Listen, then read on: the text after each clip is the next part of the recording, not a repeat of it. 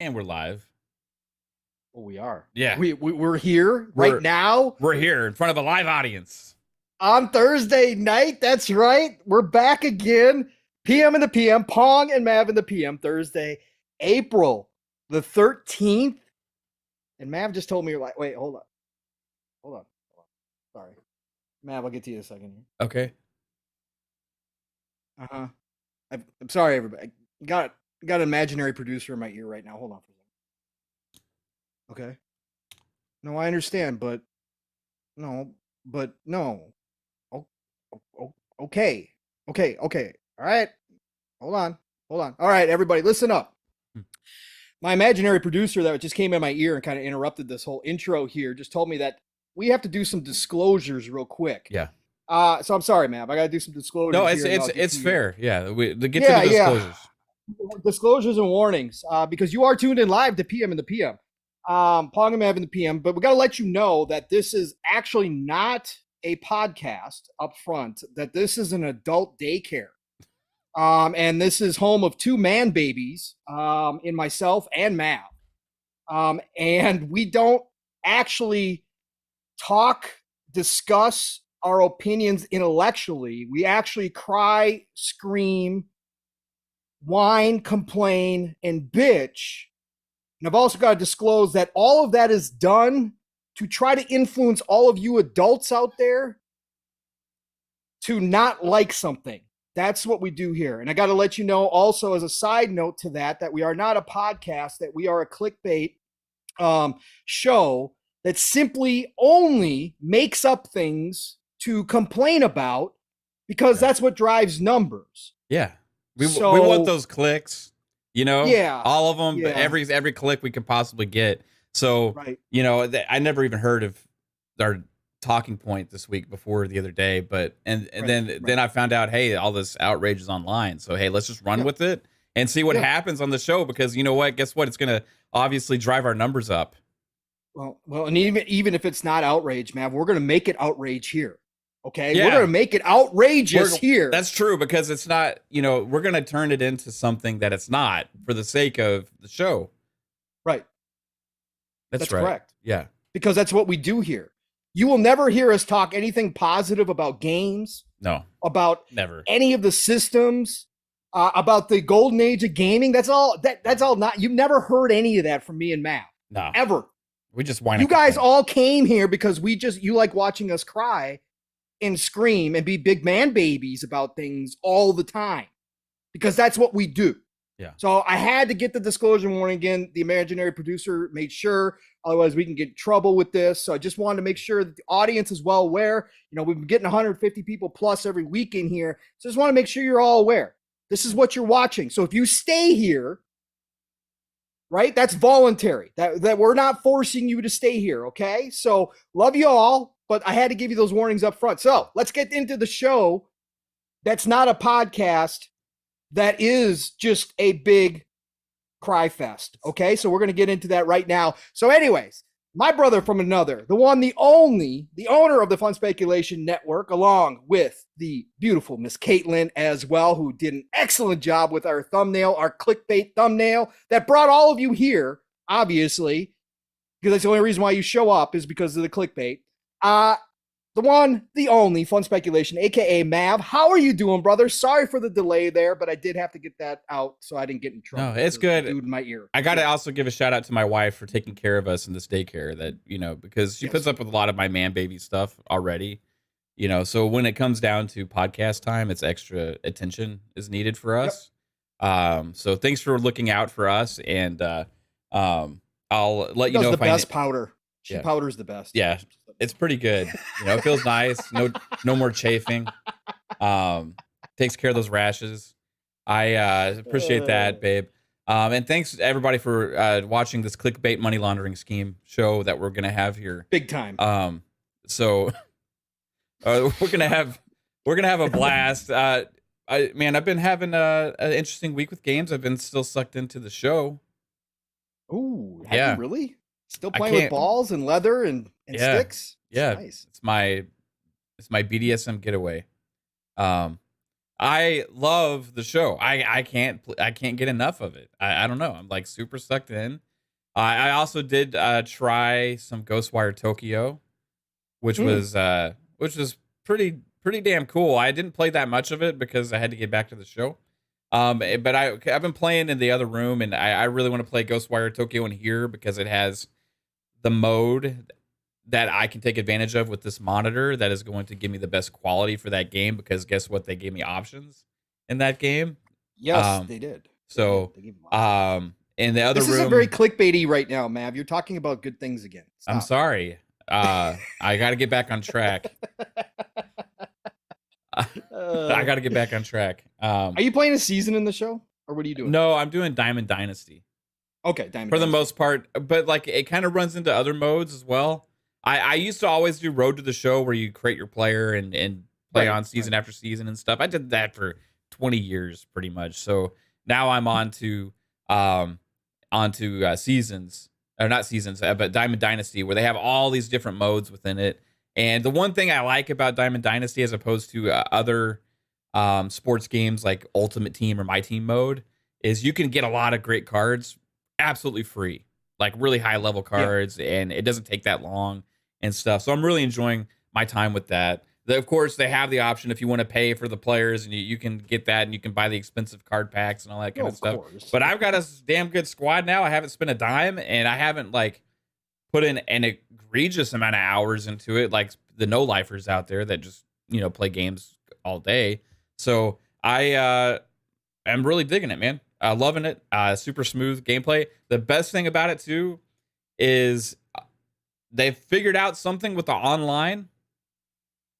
There's less latency and lag with the inputs. Ooh, and really? for a baseball game, that is extremely important, right? And they even have co-op mode, so you can play. Me and Psycho played 2-on-2 versus people online, and even with the 4 players, there was like no latency or lag, so you don't have to really have a big adjustment between online and offline play, which is I'm used to with baseball games. So I'm digging it, man. I can't give it enough praises. Game Pass for the win on that one again. Ghostwire Tokyo is really solid, surprising to me actually, how good it looks and plays. So a good week of gaming, not necessarily a good week of gaming news. But we'll get into that. How you been, Pong?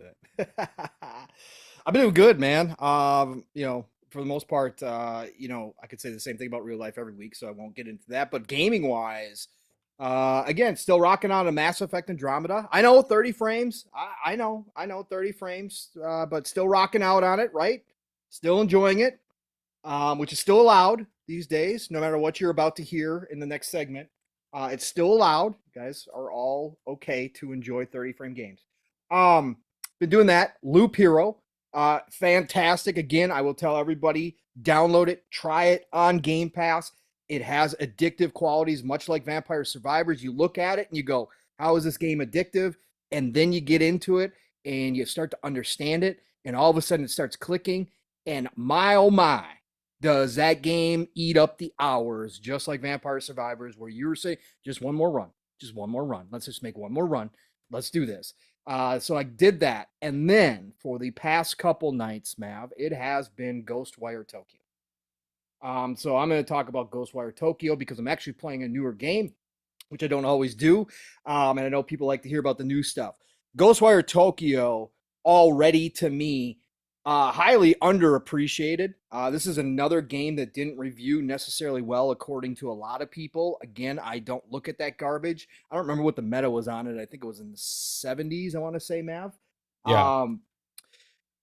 So it didn't review well. Again, PlayStation side of the community, didn't see anybody posting about it, even though they supposedly all support the devs and go buy these games. I didn't see anybody posting about it, so obviously they didn't want to spend their hard-earned money on it because I guess it wasn't a banger to them. So again, here's Tango Gameworks coming out with a unique game. It drops into Game Pass. Well, guess what? Everybody's got a chance to try this game out, including myself. And like you said, Mav, they give you options. And I know Jez had some problems when he was playing it. So I went into this. I was kind of a little bit nervous. I was like, really? A year after it released on PlayStation 5 and we're coming out, we got problems. We got performance problems here, Tango. Come on, now this is first party now. You guys got to come up to speed. This should have been fixed. But I downloaded it, read through some forums and stuff about different modes that people have been using. And I settled in on high frame rate quality. Now, normally you always hear me say high frame rate performance or performance mode. I always do that. Yeah. But high frame rate in this game is uncapped. Okay, so it's uncapped. And I've got VRR because I've got the OLED, I've got the LG CX, so I've got VRR. So I'm good with games that have dips because normally I don't notice them with my VRR. And again, if anybody's been listening to me podcast for a long time now, I'm not sensitive to bugs. I'm not sensitive to screen tearing. I'm not sensitive to that stuff that a lot of people are. I understand if you are that way, it can annoy you. To me, I never notice it unless it's absolutely egregious. So I put it on high frame rate quality, thinking to myself, okay, I'm going to get the best resolution and I've got uncapped frame rate. I've got VRR. So even if this thing is hovering in the 50s, it's still going to feel smooth as hell and I'm going to be good. And guess what, Mav? I haven't changed it at all. I haven't touched it. I turned off motion blur. I turned off all that garbage, right? I turned all that off. I even turned off head bobbing while you're running because I didn't want head bob. Yeah. So I turned all that off. And my God, this game is gorgeous. Mm-hmm. This game, it feels, I said it in the DMs, this feels like a darker version of Yakuza. And obviously it's the setting. Obviously you're in Japan. You're in, you're in that town atmosphere, that city atmosphere. But it's set up almost exactly like Yakuza. So I started walking through the city and I'm like, oh my God, this is wow. Because I love Yakuza. Yeah. I love the clean look of Yakuza, right?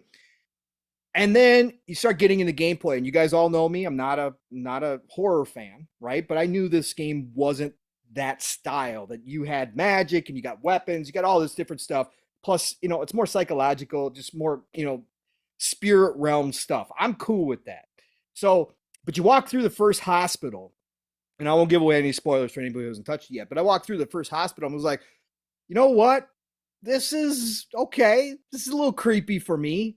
And Mav, I think you said it best in the DMs. You said it reminded you of Fear when it began. Yeah. When you started. That hospital segment it got me Fear vibes. You're walking through, little things happen here and there, give you little jump scary type things, and claustrophobic. It got the eerie music going. You know what I mean? You don't know what's going to happen or come around the corner. You're moving slow. This is a slow movement game.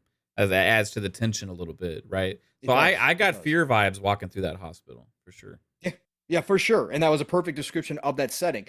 So it kind of gets you into it. And then the city opens up, right? You get through a couple parts, get through your first chapter, get into the second chapter. City starts opening up more and more. And all of a sudden, Mav, you got a little Ubisoft flavor to it. Oh, and you know me. I know that's going to turn some people off. Okay. It's not, I'm not talking Valhalla here, folks. Okay. So don't go nuts with this, but I've heard other people say this. But it has that Ubisoft flavor where all of a sudden you got markers and you got side quests, you got collectibles. Climb a tower to reveal more of the map? No, you don't have to climb a tower to reveal more of a map, but you do have to find shrines, and those shrines can be up high, but you're also collecting spirits, which you can turn in those spirits and get experience points and money. So obviously me, the guy who loves to overlevel, who always will stay away from the main missions, if I can continue to level somewhere and get my powers up and get my skills up, that's what I'm going to do. This gives me this ability. It's got a little crackdown to it because you get up on the rooftops and all of a sudden you learn glide and you can glide from rooftop to rooftop. They've got these bird spirit men that you can actually grapple to that will pull you all the way up to the top of these buildings if you're in the right spot. So all of a sudden now I've got traversal and I'm going, okay, I'm in. And then combat wise, it feels fantastic.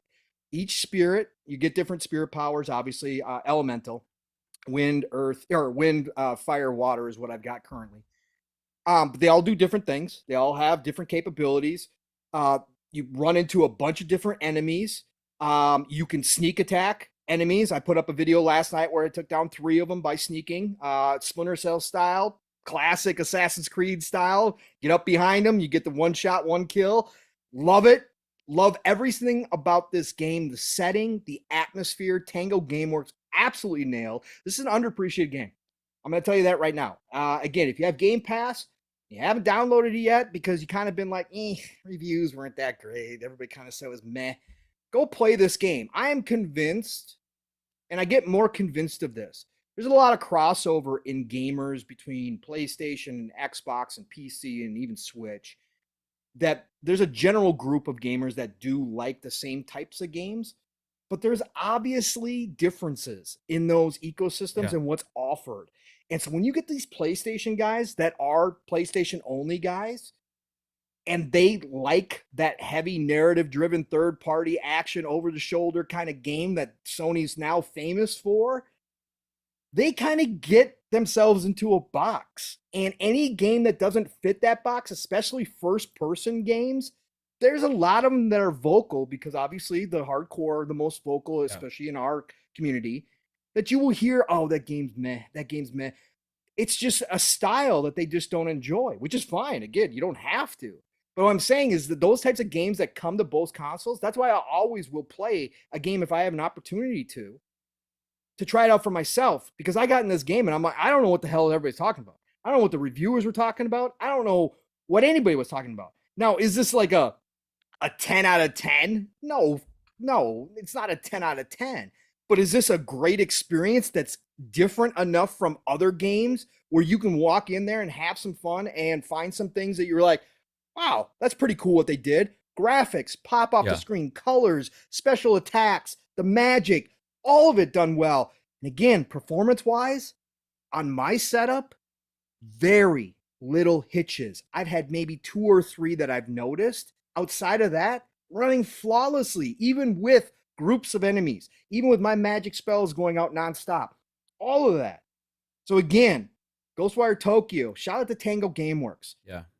Shinji had a hand in this game, but this was his younger group that he was mentoring. Some of the younger group did take the lead on this game. Shinji helped them, obviously, and Shinji's a big loss. We talked about that weeks ago.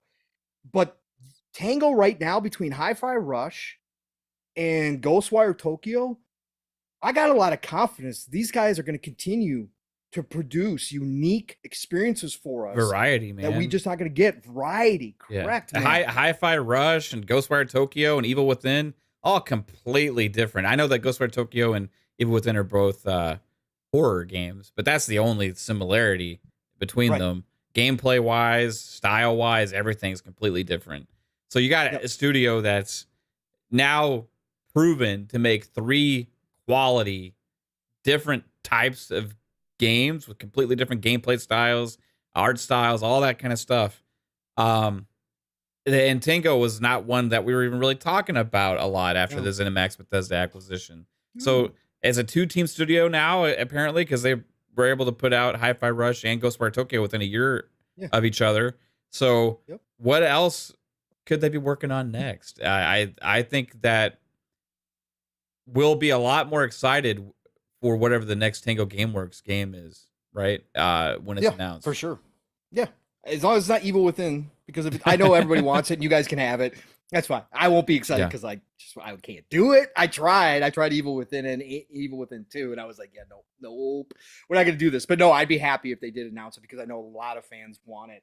But whatever they do, like you said, Mav, I am going to be more hyped now, because Ghostwire Tokyo and even Hi-Fi Rush, even though Hi-Fi Rush wasn't a game for me, the quality is undeniable in that game. And John Johannes is obviously an up and coming producer and director of games that I'm going to keep my eye on for what he does next.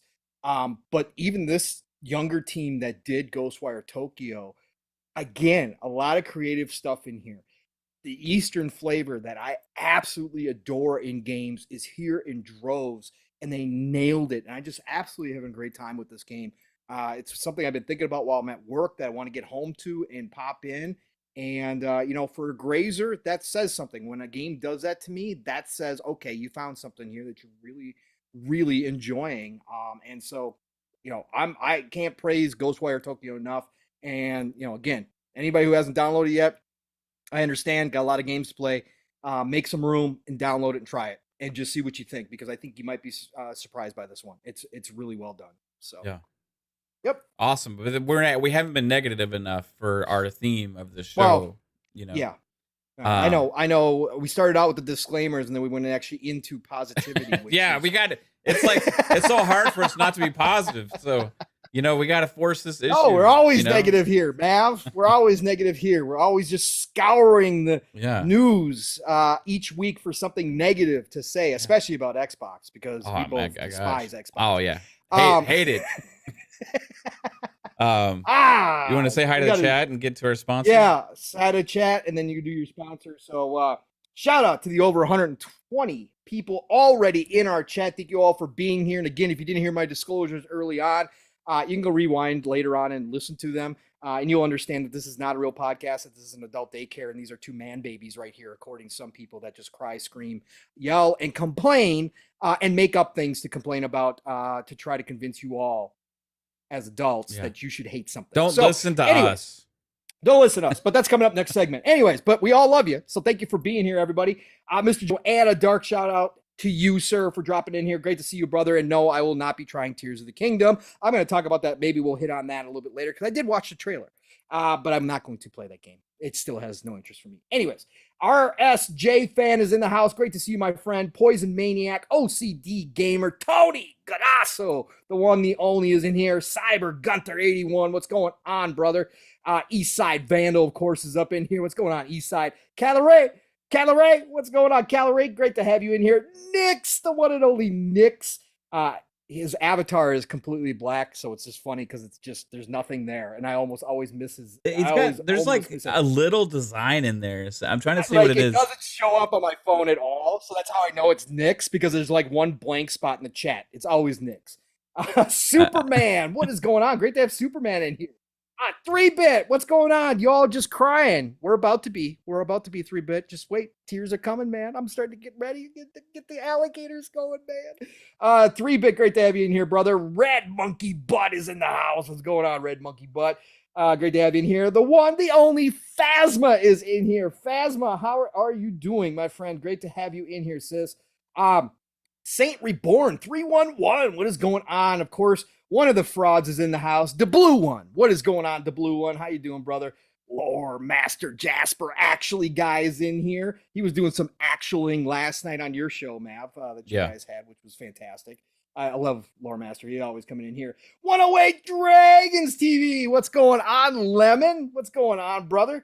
Talos Re is in the house. It's Timmy. Timmy's in here. What's going on? PAULIBABBA, of course, is in the house as well. AJH, what's going on? General Spartan 27, a part of the chat. Great to see you as always. The course wouldn't be a chat without Vik The CLiCK dropping on in here. What's going on, Vic? Great to see you, brother. Who else we got in here? We got Amit Kumar. What is going on, Amit? Great to have you in here. Saying hi. Appreciate that for sure. We got Big Mad Mo.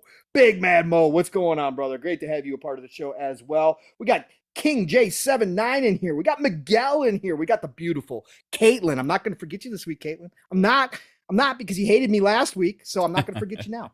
Caitlin, great to see you as always, my dear. The Beer Baron is in here. Hope you brought enough for everybody, because everybody's going to need it after we get done talking. Delusions of Grandeur. What is going on? You almost had me with that one thrown in there. As an L, you almost had me, but I caught it. Delusions of Grandeur. Great to have you a part of the show as well. And the chat. Rodimus. What's going on, Rodimus? Great to have you here as always. Omi Tony is in the house. Of course, Omi Tony's here, always getting in here early, saying hi. Who else we got? We got Divino is in here as well. Steel Rain, brother from another, dropping out in here. He had some words today over on Boom Show this morning. Did a nice job, Steel. Again, way to go, brother. Speaking your piece. Alvin! What's going on, Alvin? Great to have you in here as always, sir. We got Niternal. What's going on, Eternal? What's going on? Great to have you. Thank you for dropping on in here and saying hi. Appreciate that. I think I've got pretty much everybody that I can get to. Let me see if I missed anybody else at the top that dropped in here earlier. Jason Max was in here early. So was Ghost Fixter. What is going on, brothers? Great to have you jumping in here and saying hi. There you are down at the bottom, too, Ghost Fixer. I just see you in here. Jay Gaming. 1986. What's happening, man? Good year, by the way. Good year. I was 11 years old already, rocking out. It was fun. Good times. God Emperor Sofa King. How you doing in here? Trey Bone 408. I see you jumping in here. Free Bar. Hi, all. Hi, all to you as well, sir. I think Mr. Ordinary VX. I see you sneaking in here. Jay Rembert, of course, is dropping on in here as well. All you sneaking here at the bottom when I start doing this. Pixel Bit G, what's going on, brother? Charlie Hustle is in the house. What's going on, Hustle? Lonzo is in here as well. Listen, everybody who's here, whether you're lurking, whether you're popping in early, late, listening to this in the future, going, who are these two man babies crying about everything and complaining? Listen, we all love you. Nothing but respect. Thank you for joining us. And we do have a sponsor, and we also do have a super chat, 2 super chats that just showed up here as well, Mav. Do you want me to grab them or do you want to grab them? Go ahead and grab those, Pong. You're on fire right now. All right. We got the one, the only, the aforementioned Jay Rembert dropping the $10 super chat. Thank you, brother. Appreciate you. One of the reasons I don't respect the PlayStation community is because when Xbox does something wrong, they hype it up. However, when PlayStation does something wrong, they brush it off 100%. There are a few exceptions in there, but you are correct, sir. For the most part, that is true. And of course, Vik The CLiCK, shout out to you, brother. $2 super chat. Hit that like and share it out. Yes, please. You're helping this whole Fun Speculation Network grow, immense growth, by hitting that like button. And if you've got a second, please do share it out. Tell a friend that this is happening right now, that you enjoy these two man babies crying, and that other people should come in here and see it as well. We might get our diapers changed live on the air later, folks. So, just kick that out. It's going to be about time. I mean, yeah. Maybe a halfway point. We'll have an intermission. Call Caitlin up here. Bring the baby powder. Yes, absolutely. Yeah. Wolf in Darkness. A Wolf of Darkness is in the house. What's going on, Wolf? I see you dropping in here, brother, as well. Triz, you know what it is. Whatever it is, Triz. It is. Absolutely. Thank you for joining us. It is. All right, man. Go ahead. Get you. Yo, thanks to our sponsor of this lovely podcast featuring these two, as Pong says, man babies. Our sponsor is manscaped.com. And guess what?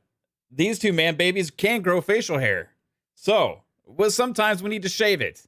Manscaped is here with a deal you can't pass over this Easter season. They've got the tools to give you the beautifully decorated eggs of your dreams. Just because this is old. Hold on, I gotta redo this. You reading the Easter egg one? I'm reading the Easter egg one. I can't. Give me a second here, guys. I need to treat Manscaped with some respect. He has risen already. We can't be reading the April stuff. I can't redo that. Yeah. This is my fault. I had the wrong one up. Here we go. Give me a second. We're getting $4.99 super chat from God Emperor Sofa King. Crazy that there's no outrage about 30 FPS for Final Fantasy 16. Shout out to you, brother. We're gonna be talking about. We'll see if that's if there's an official announcement on that at some point. Here we go. Manscaped.com. Thanks for the amazing sponsorship for our channel. Gentlemen, if you didn't already know, it's tax season here in the US. And you know what that means? It means that Manscaped is here to make sure your paperwork is done and your boys downstairs are having fun. Make sure you spend your tax return money on the important things this year, like family, friends, and ball deodorant. Join the 8 million men worldwide who trust Manscaped by going to manscaped.com for 20% off plus free shipping with the code FUNSPECULATION. Again, it's Fun Speculation. That code will get you 20% off plus free shipping. Thank you to our sponsor, manscaped.com. Use those savings for your balls, for your face, for your personal health and well-being. Make your lover happy by being smooth. Go to Manscaped. Let's go. It is worth it. High quality products. Go grab yourself some Manscaped. Thank me and Mav later because it will happen. Again, highest quality products is somebody who's been shaving his entire body for a long, long time before some of you even were born. Listen, Manscaped makes the best products out there, so go check them out. And again, use that code Fun Speculation to get that discount and to also help out the channel. Thank you all for listening to our sponsorship. It is a part of this as well, but we appreciate it. nonetheless, and we appreciate Manscaped for doing that sponsorship with us. So thank you all for being here and listening to that. So Game Pass Dad, I see you dropping in here, brother. Great to see you. Pickle Papa. It's April. He's still Pickle Papa. Yeah, he was like the G Fuel like man of the week or something like that. That was pretty cool, man. Creator of the week. Yeah. Unbelievable. Part of Fun Spec family. Pickle Papa. Getting famous. That's why Mav invited him on the show. No, he's just a great dude. That's why. Listen. All right, Mav. Let's get down to business. Let's get the clickbait flowing. Let's pour some gasoline on the fire, sir. You had a show last night. 3-Bit, Fuzzy, Jasper, and yourself. Great show. From the bits and pieces that I was able to catch, you guys were on fire. You guys had great discussions. I know you didn't please everybody in the community or in the audience. But again, it was a much needed discussion, and we're going to have it again here because I haven't had a chance to talk about it. And you kind of had a day to let the dust settle down, kind of see what everybody's been saying.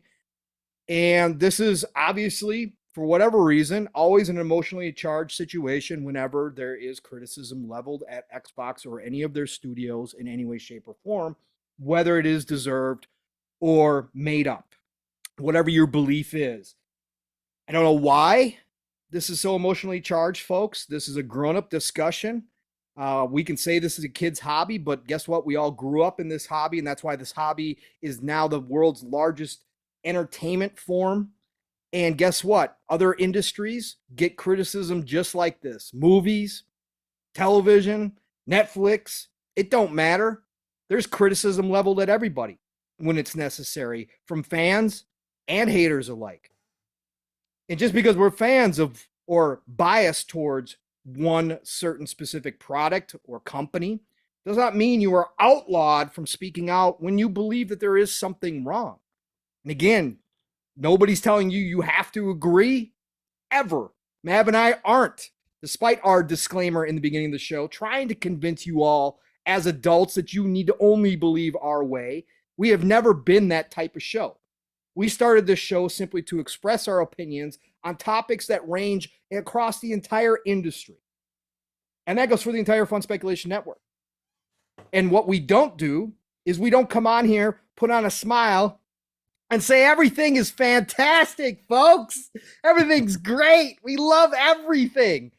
I'm not going to do that. We're real people. And when you come here, you're going to get the real opinions of two dudes who just happen to be gaming for a long time. We're not experts. We play armchair CEOs. We play armchair devs. We do all the stuff that a lot of people hate because it's fun for us.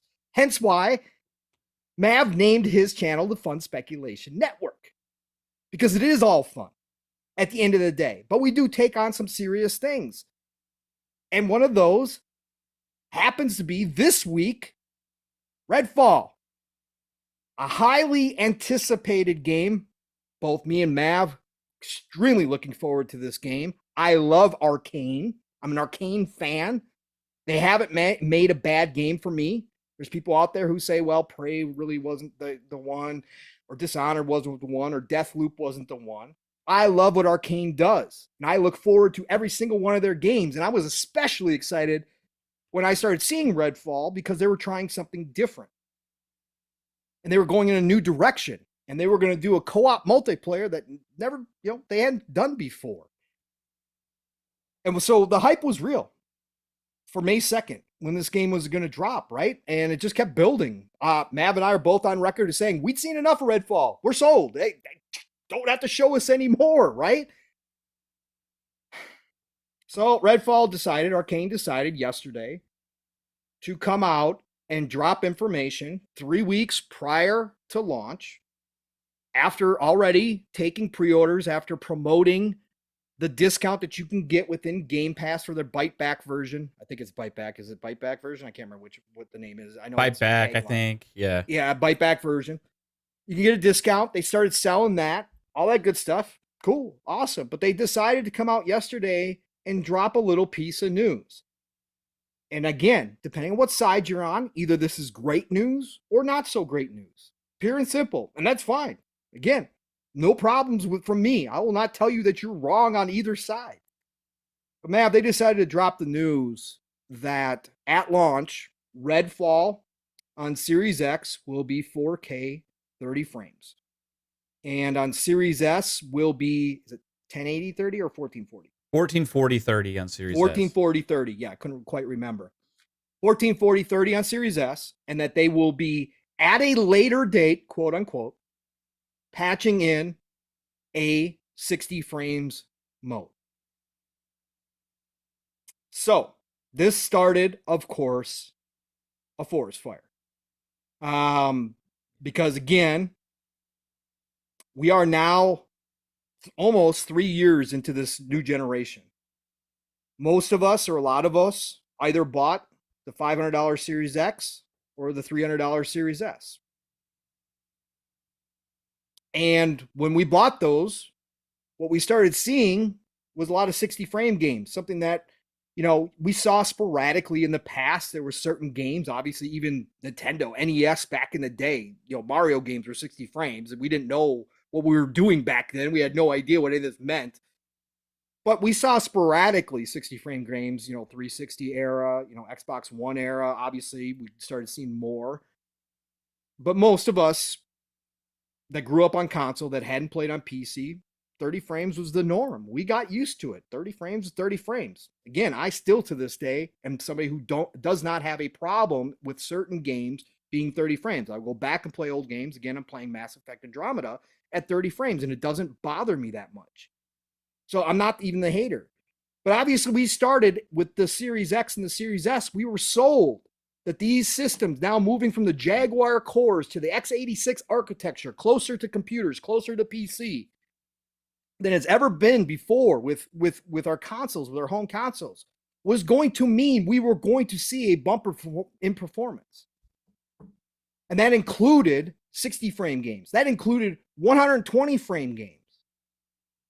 We were also, by the way, over the past 2 years, sold that we needed $70 games because the new games that were going to be current gen only were going to need that much more. They were going to need that extra $10 to keep pumping out the games because current gen was more expensive. You guys want all this more stuff.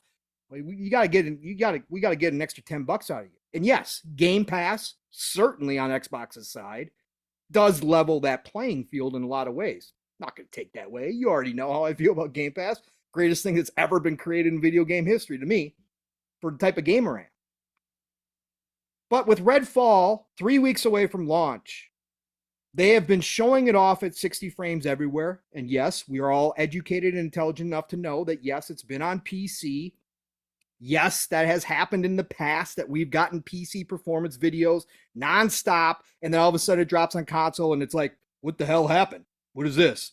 We saw it with Cyberpunk, right? They hid the last gen version forever. They finally showed us the current gen, and it wasn't too bad, right? But they hid the last gen. So we've seen this smoke and mirror action before. But we had all assumed Arcane, first party, underneath Microsoft now. Yes, they started this game development prior to Microsoft purchasing them. Getting a whole extra year. A whole extra year of delay on top of it. Resources that they've required. We are first-person shooter, right? That genre is very important to this discussion and cannot be ignored. First-person shooter, which has become standard to see 60 frames per second. Last generation, that was a standard pretty much for 60 frames on shooters. Correct. So we all were just underneath the assumption. We didn't even ask the question, Mav. I don't think once did we ask the question about Redfall. Like, you guys all think this is going to be 60 frames? We've been asking it about Starfield for obvious reasons. But we haven't touched it once on Redfall because everybody just assumed it was going to be 60 frames. Because that's what you do in 2023 with a first-person shooter, even open world first-person shooter. And again, don't forget, folks, to Unreal Engine 4, we were told that they were moving to Unreal Engine 5, and then that got scrapped. So they're still on Unreal Engine 4. Who's the masters of Unreal Engine? Well, it's Coalition. That's now in-house. So you got wizards everywhere that can help you out with this stuff. Again, I understand Arcane has never made a game in Unreal. I understand that Unreal Engine and open worlds don't actually mix very well, and there's been issues from other dev teams in the past, but that's all well-known industry stuff. Arcane made the choice to make this game in Unreal Engine 4. So all of this was going on, and they dropped 3 weeks before yesterday that it's going to be 30 frames and we're going to get a patched in 60 frame version. So of course, you all know in the chat, you guys have been around this community, you know the discourse that happens, right? You got the PlayStation, you got the clown show, you got the circus who takes and runs, oh God, we got doomsday scenario for Xbox. They can't do anything right. Oh my God, the worst ever. But then you have regular fans like us who are saying, no, this is unacceptable in 2023. And then you've got another group of Xbox fans who just say, don't criticize Xbox. This is fine. You guys are crybabies. We're good with 30 frames. I love 30 frames. If you love 30 frames and you play most of your games at the highest performance levels, hey, totally awesome. Zero problems with you. Zero. This all goes back to original conversation that we've had here plenty of times, which is all we're asking for in 2023 with these new consoles that you have all told us are closer to PC than ever before. Give me just two options. That's all we've ever asked for. We're not demanding some ridiculous, I'm not demanding PC things. I'm not demanding a whole slew of different performance modes and all. Give me two. Let me make the choice. Give me one that's 30 frames at the best possible resolution that you can put out, and give me one performance that's at 60 frames or unlocked frames at whatever resolution you got to do it at, and let me make the choice. If you give me others, fantastic, but you don't have to. Not making big demands. And now you got all this mixed together, and you got flames everywhere. You got Xbox on Xbox violence. Of course, you got the PlayStation on Xbox violence. You got all this stuff going on. At the end of the day, folks, all I'm simply asking for is two options. And let me choose. And yes, I know that they've already come out and said they're going to give us another option. This isn't Gotham Knights all over again where it was just 30 frames. That's what you guys get. No, nothing about 60 frames. I understand that. But at launch, a first-party title from one of your big studios, Arcane Austin, with all this extra time after delay, should have the 60 frames in there.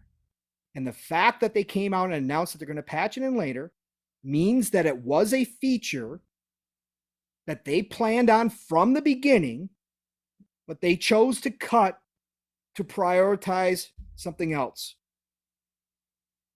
And to me, the people that say delay this game, I'm actually, if they delayed it, I wouldn't be upset. If they don't delay it, I completely understand at this point. I actually don't have a big opinion either way on the delay thing. I see both sides and I really don't care whichever way they go. But the fact is that we have also talked about devs using the ability to patch in games, which started way back, Xbox 360 and PS3 era, using that as a crutch to release unfinished or broken games. And why do we have to, as gamers, even if it is a feature, a performance feature, if you want to call it that, that's fine. But why do we as gamers have to wait for a performance feature? The game should come out with that. And if it's not ready, then just like everybody who said delay Starfield because it'll just be better, it's got to be.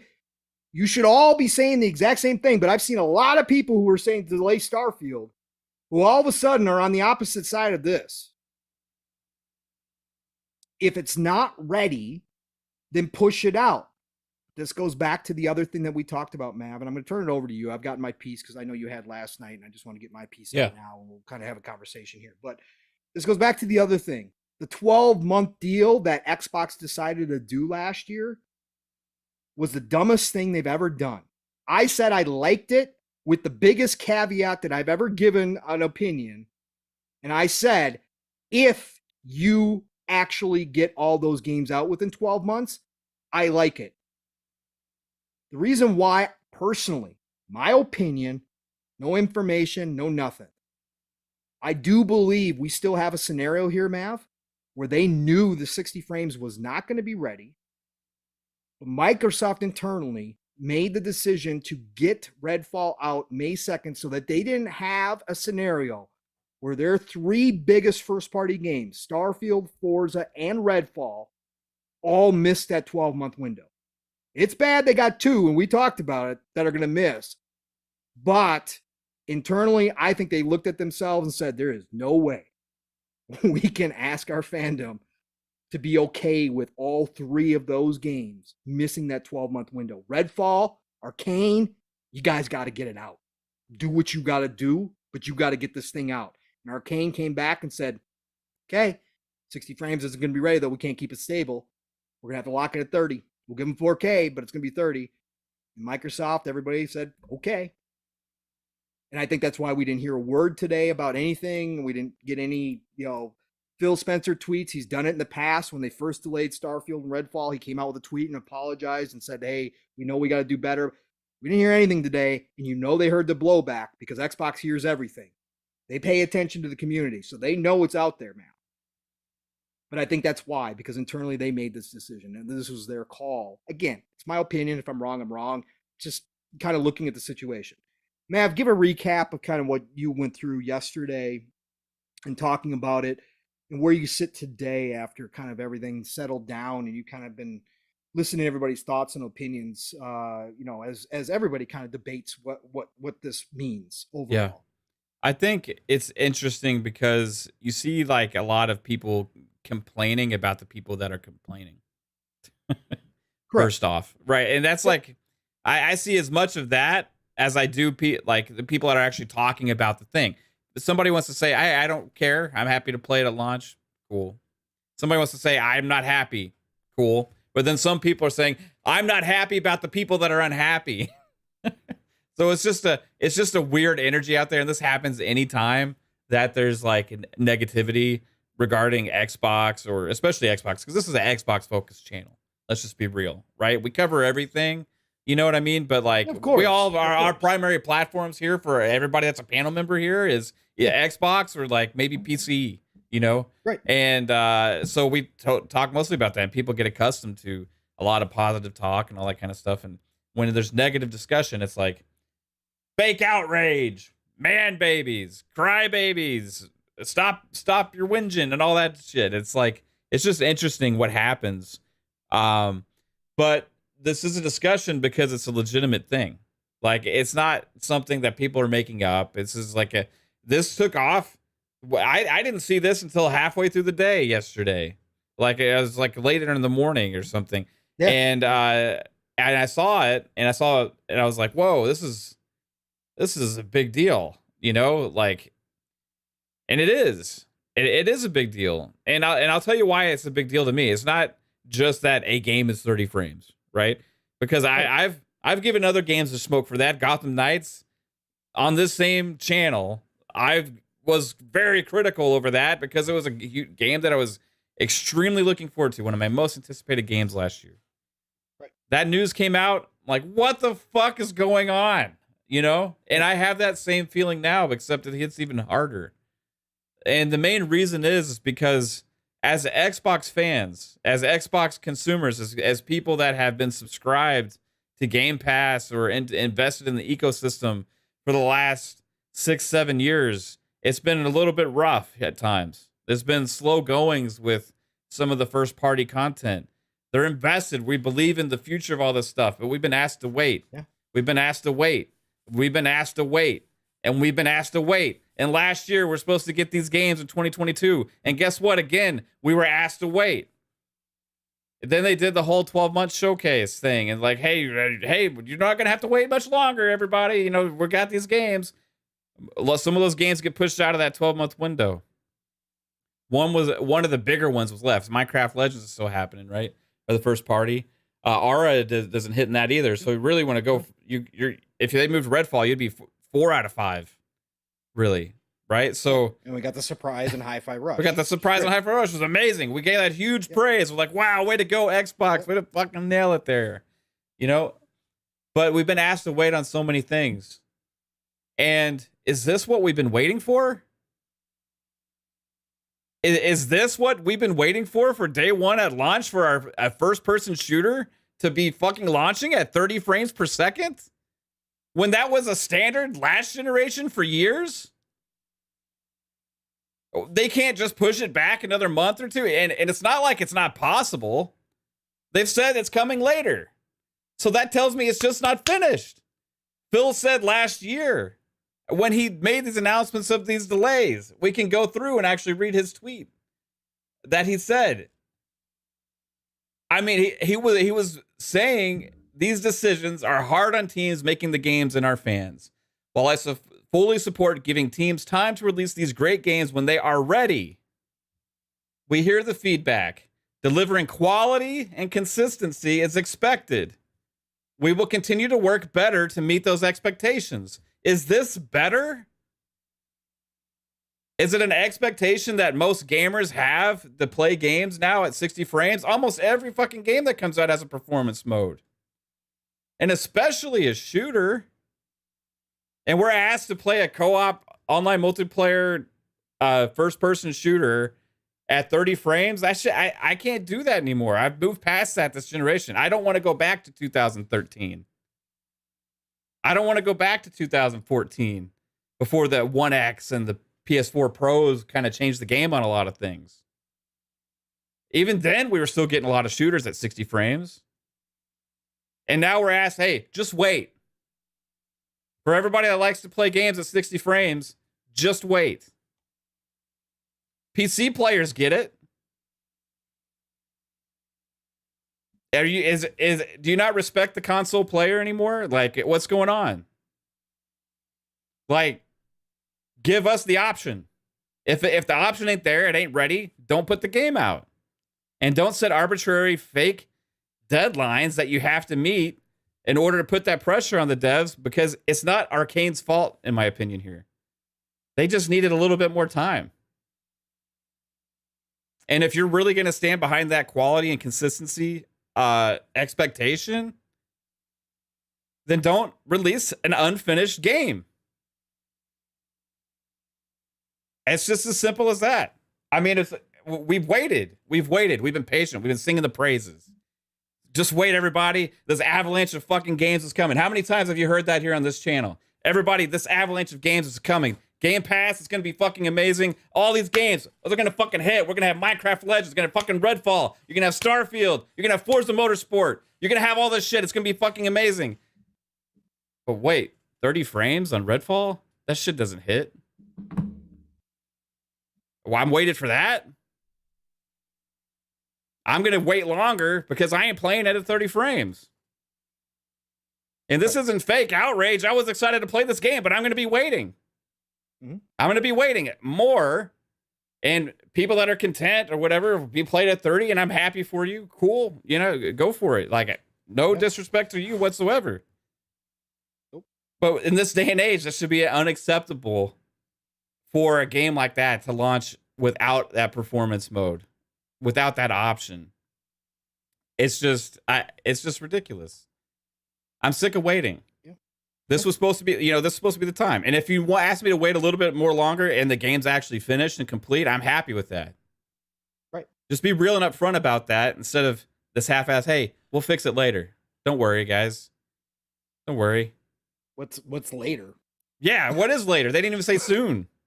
Like can't give us like a window again? Like you're like Microsoft's $1 trillion company. They just spent $70 billion on Activision Blizzard, and they can't put all hands on deck to optimize this out to get 60 frames out of it. Right.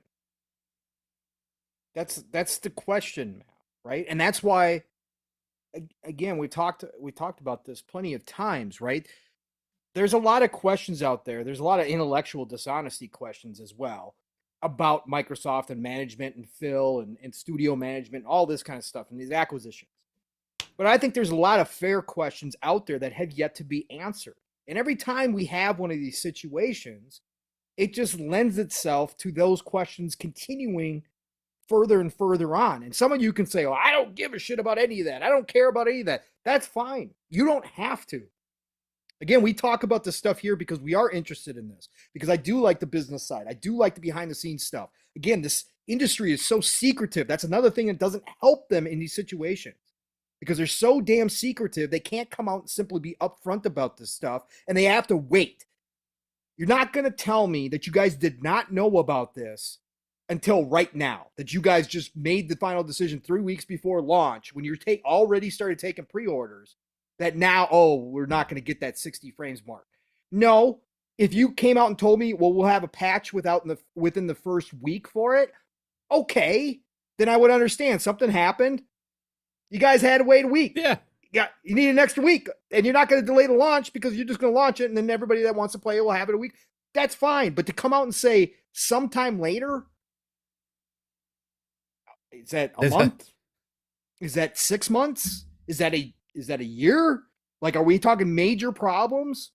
But you guys can't tell us that because everything's got to be so damn secret all the time around this industry. Like, oh God, we wouldn't want to tell the fans that. They wouldn't understand. No, we'd actually be more understanding. But again, none of that matters. At the end of the day, the game's coming out.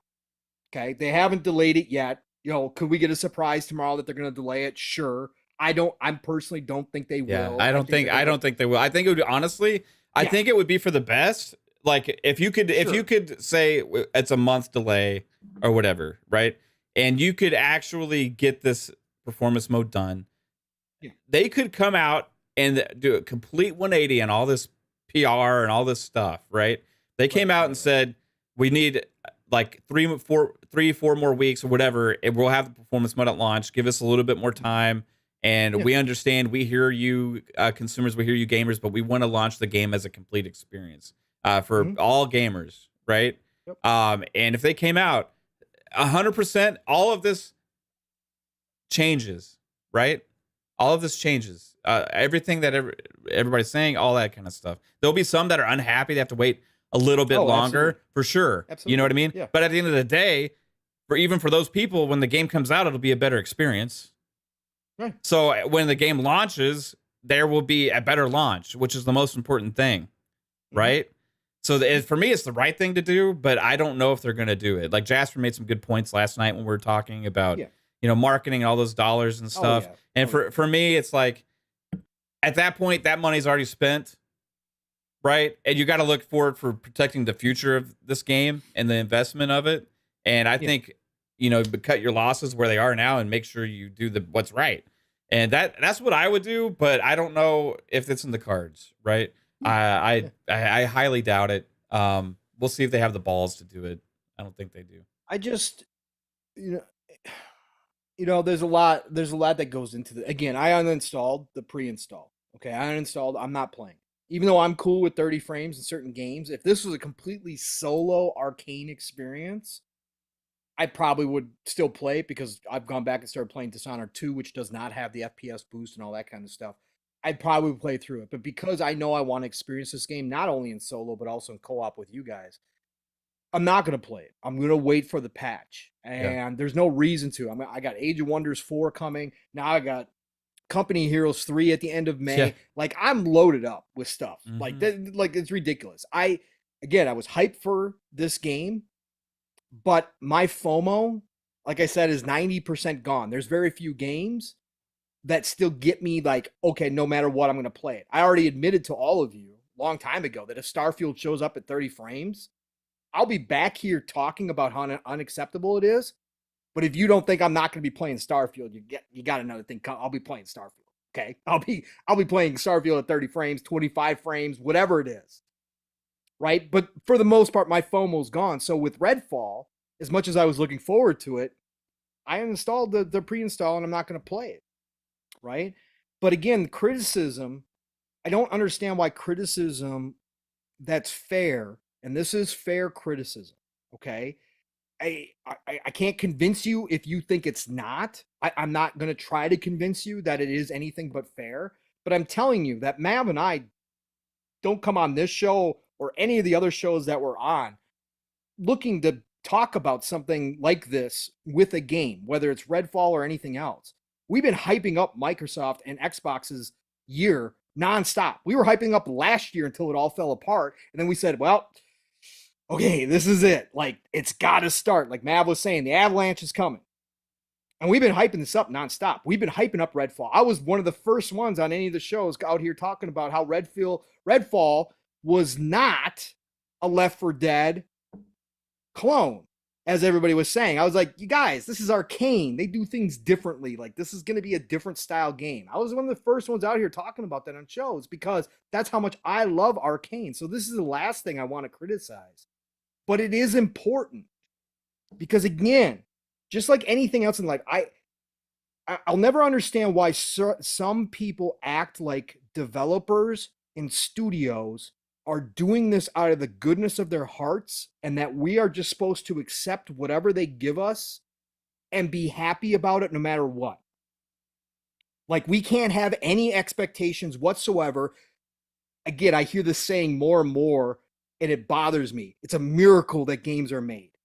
It's a miracle cars are made. It's a miracle TVs are made. It's a miracle that internet works. It's a miracle that cell phones work. It's a miracle that somebody can cook your food correctly and bring it to you. Okay? It's a miracle. Everything is a miracle. But this would not be a business if there was not money involved. Yes, it's a hobby. Yes, it's a form of entertainment. It's something we could all give up and go on with our lives, and nothing would change outside of the fact that we would miss it. And yes, as Steele says, video games are art and should be treated as such. That is correct. But the only reason why we're here with podcasts and the number one entertainment industry in the world is because there's money behind it. These devs are getting paid, just like all of us who have jobs also get paid to do our jobs as well. And again, being in sales, being in customer service for as long as I have in finance, I can't have a company that I work for expect me to give a certain level of customer service or sales experience to our customers.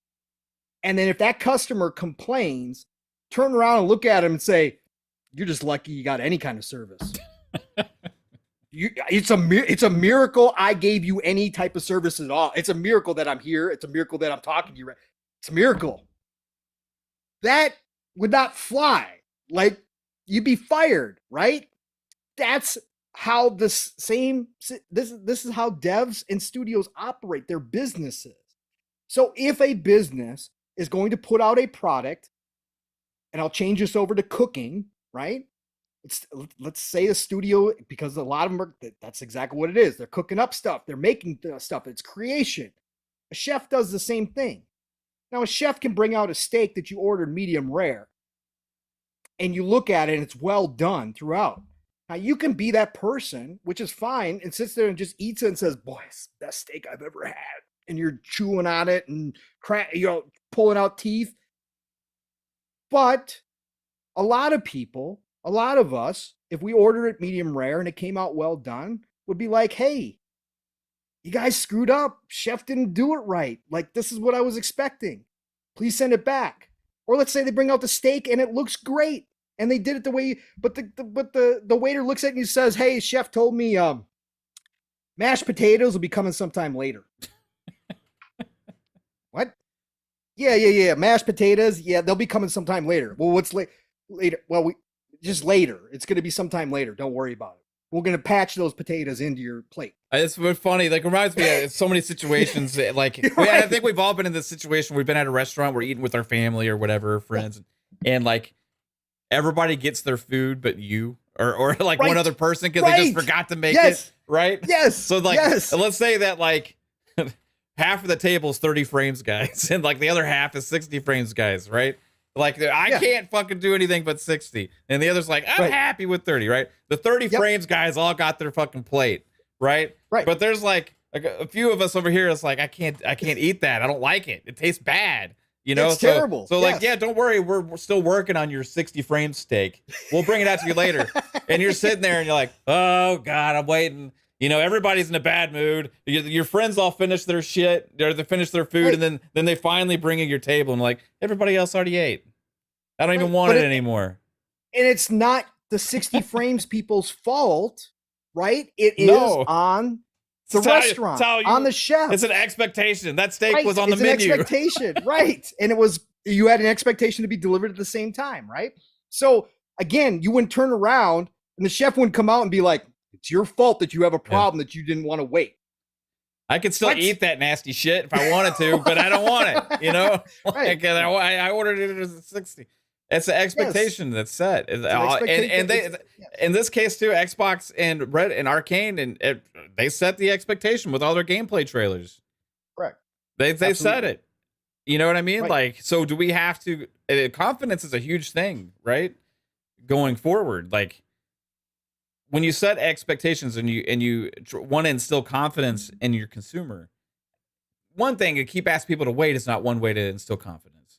But when they finally get that thing you've been waiting for, right? This is another in the restaurant analogy. You've heard like, yeah, there may be long wait times, but when you get your food, you're gonna fucking love it, right? Now, let's say you have that long wait time and you get your shit and it's still not what you ordered, right? It's still not done. Like, it's even worse, right? So you can't just keep asking people to wait and then not deliver on the goods. And it's just as simple as that. So confidence is a key thing here. And it helps. Things like this don't instill confidence in the other games that you're making. The Perfect Darks, the Fables, the Avoweds, the State of Decay 3s. All these games have been singing their praises, talking about just can't wait. We haven't seen those games in years. Does it move like this? You realizing they're willing to launch a first-person shooter at 30 frames, instill confidence in you and their other games going forward? That they're willing to launch this at 30 frames? Does it instill confidence in people with Xbox's first party knowing they're willing to do this? It doesn't instill confidence in me. It doesn't instill confidence when I'm watching a trailer, seeing one thing, and then they end up delivering something else. It doesn't instill confidence. So when you're watching these trailers going forward, are you going to believe what you see? Or do you know, or you can trust it? Because we've seen Redfall at 60 plenty of times, right? So what are we going to think? No matter what they say, sometimes they still don't deliver. So instilling confidence, doing what you say, it's about setting expectations and meeting those expectations or above what the expectations you set. Right. We gave them praise earlier for Hi-Fi Rush about that.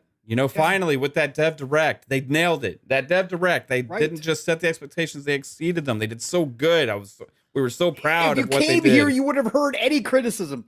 No. Like at all. Like nonstop praise when they do it right. They get the praise, and that's the job of a consumer-based company. Don't forget that. It's not the consumer's job to be okay with everything and to just say everything's fantastic. I have you haven't delivered 10 other times, but this time I know you are. And we do that sometimes. We are guilty of still being so damn positive about Xbox and Microsoft that we have been some of the people who are like, nope, E3 next year going to crush it. Those games are dropping for sure. There's no question about it. But it's not our job to do that. It's the company's job to earn that level. And that's what I talked about. If they came out this year and did another 12-month show, there'd be a large portion of people that would be like, I don't believe you. These games aren't coming out in 12 months. Yeah. Right? Sure, there'd still be some people who'd be like, yep, nope, that's fine. 12 months, I believe you. That would happen, and that's fine. What I'm saying is overall, it's the company's job to start instilling that level of confidence in their consumers, especially from Microsoft's perspective and Xbox's perspective. Because of what happened last generation, they do have that uphill battle. And we've seen signs, and we've praised all the good stuff that they've done. But these little trip-ups that they have are still consistent, right? They go for a stretch, and then we have a trip-up. And we're not talking about other companies. I don't care about Sony. I don't care about Nintendo. I give them both enough criticism, right? Mav has slammed Nintendo so many damn times, it's not even funny on this channel. They don't even exist to me anymore. Right. So I don't care about them. I care about the company that I'm invested into. And because I'm a console only player, and you guys out here saying, just go get a PC, just go get a PC. You know what? It might actually wind up happening. And you know what? That's kind of sad to me. Yeah. That this might be I've said it, I've alluded to it prior to this, but the more that this kind of stuff happens, this might be my last generation as a console player. I might move to PC. If not before the end of this generation, going into the next generation. I'm hoping before the end of this generation because I want to start content creation. If I get a computer, I'm going to start playing games on it. But my point being is, as a console-only player for decades now, that's sad to say that I have to say that. And I want to bring this up, Mav. I'm bringing this back around because you did talk about it previously. But I want to quickly read Clobriel's tweet thread that he had about this. And now anybody who follows Clobriel, you know what kind of Xbox fan this dude is. Yeah. This dude's put out free promotional marketing materials for Xbox nonstop. Daily. He loves him some Xbox. Yeah, he loves him some Xbox and puts out great information. But he did a thread after this happened and said, opinion, Microsoft needs to care to not make Xbox console owners look like second-class citizens right now. Redfall not supporting 60 frames per second at launch after being shown running at that frame rate in basically every gameplay trailer is just icing on the cake. An analysis. Xbox has been open about expanding to PC and mobile for years. PC Game Pass in particular is seeing a large push. Microsoft even develops first-party games skipping console at launch. Flight Sim, Age Empires, Our History Untold. I'll add Gears Tactics into his list as well. For a premier PC experience, leaving console behind. The ABK acquisition openly also isn't that much about the console business itself. Microsoft is in particular interested in King to expand in mobile and Blizzard to allow further growth in PC. That's totally understandable as long as your core fan base has a great experience. The platform side of Xbox consoles hasn't seen any impactful changes in many years, with resources likely needed elsewhere. Vocal feedback about Xbox achievement capabilities, Xbox achievements, the dashboard in general, or Xbox DVR capabilities have largely not resulted in any significant improvements. Xbox console players are already used to having much less exclusive titles than on Nintendo or PlayStation. While I love both Pentiment and Grounded, 2022 was simply an unacceptable year for Xbox first-party quantity. It also doesn't help that a game like Ara only releases on PC. Then there is console shipments. Without further context, it is hard to understand what is really happening behind the scenes. But it looks like Microsoft quite simply cannot produce enough Xbox consoles right now, falling behind PlayStation 5 even in their previously strongest markets. Xbox Live Gold, a meme at this point. Only Xbox console players have to pay to play online, play literally the same games on the same network on PC for free. The games with gold drop every month is a scheduled bad PR beat at this point. There also haven't been any official movements on promised storage expansion options or playing our own games via Xbox Cloud Gaming. 343 Industries and Halo, literally the symbol of an Xbox console, got hit the hardest by Microsoft layoffs. The fate of a new Halo campaign is unknown right now. There should have been more communication by the leadership on Xbox's premier IP here. Halo needs a future. The truth is, the best place to play Xbox games, and all upcoming of them, isn't on console. It's on PC. I very much understand Microsoft needs to move beyond consoles to make Game Pass work. I'm not naive, but don't risk to leave your core fan base behind. Signed, Clobriel. Thought he broke it down beautifully. Yeah. And there was a bunch of people who came over the top and said, exactly. These are my thoughts. Couldn't have said it better myself. Yeah.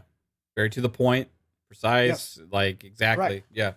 And we've talked about console that players, several times, man. we have. Like, Yes. we're just sick of getting like the shit into the stick, you know, like, I've given them criticism and gotten backlash from people saying that they should have launched Age of Empires 4 day and date on both.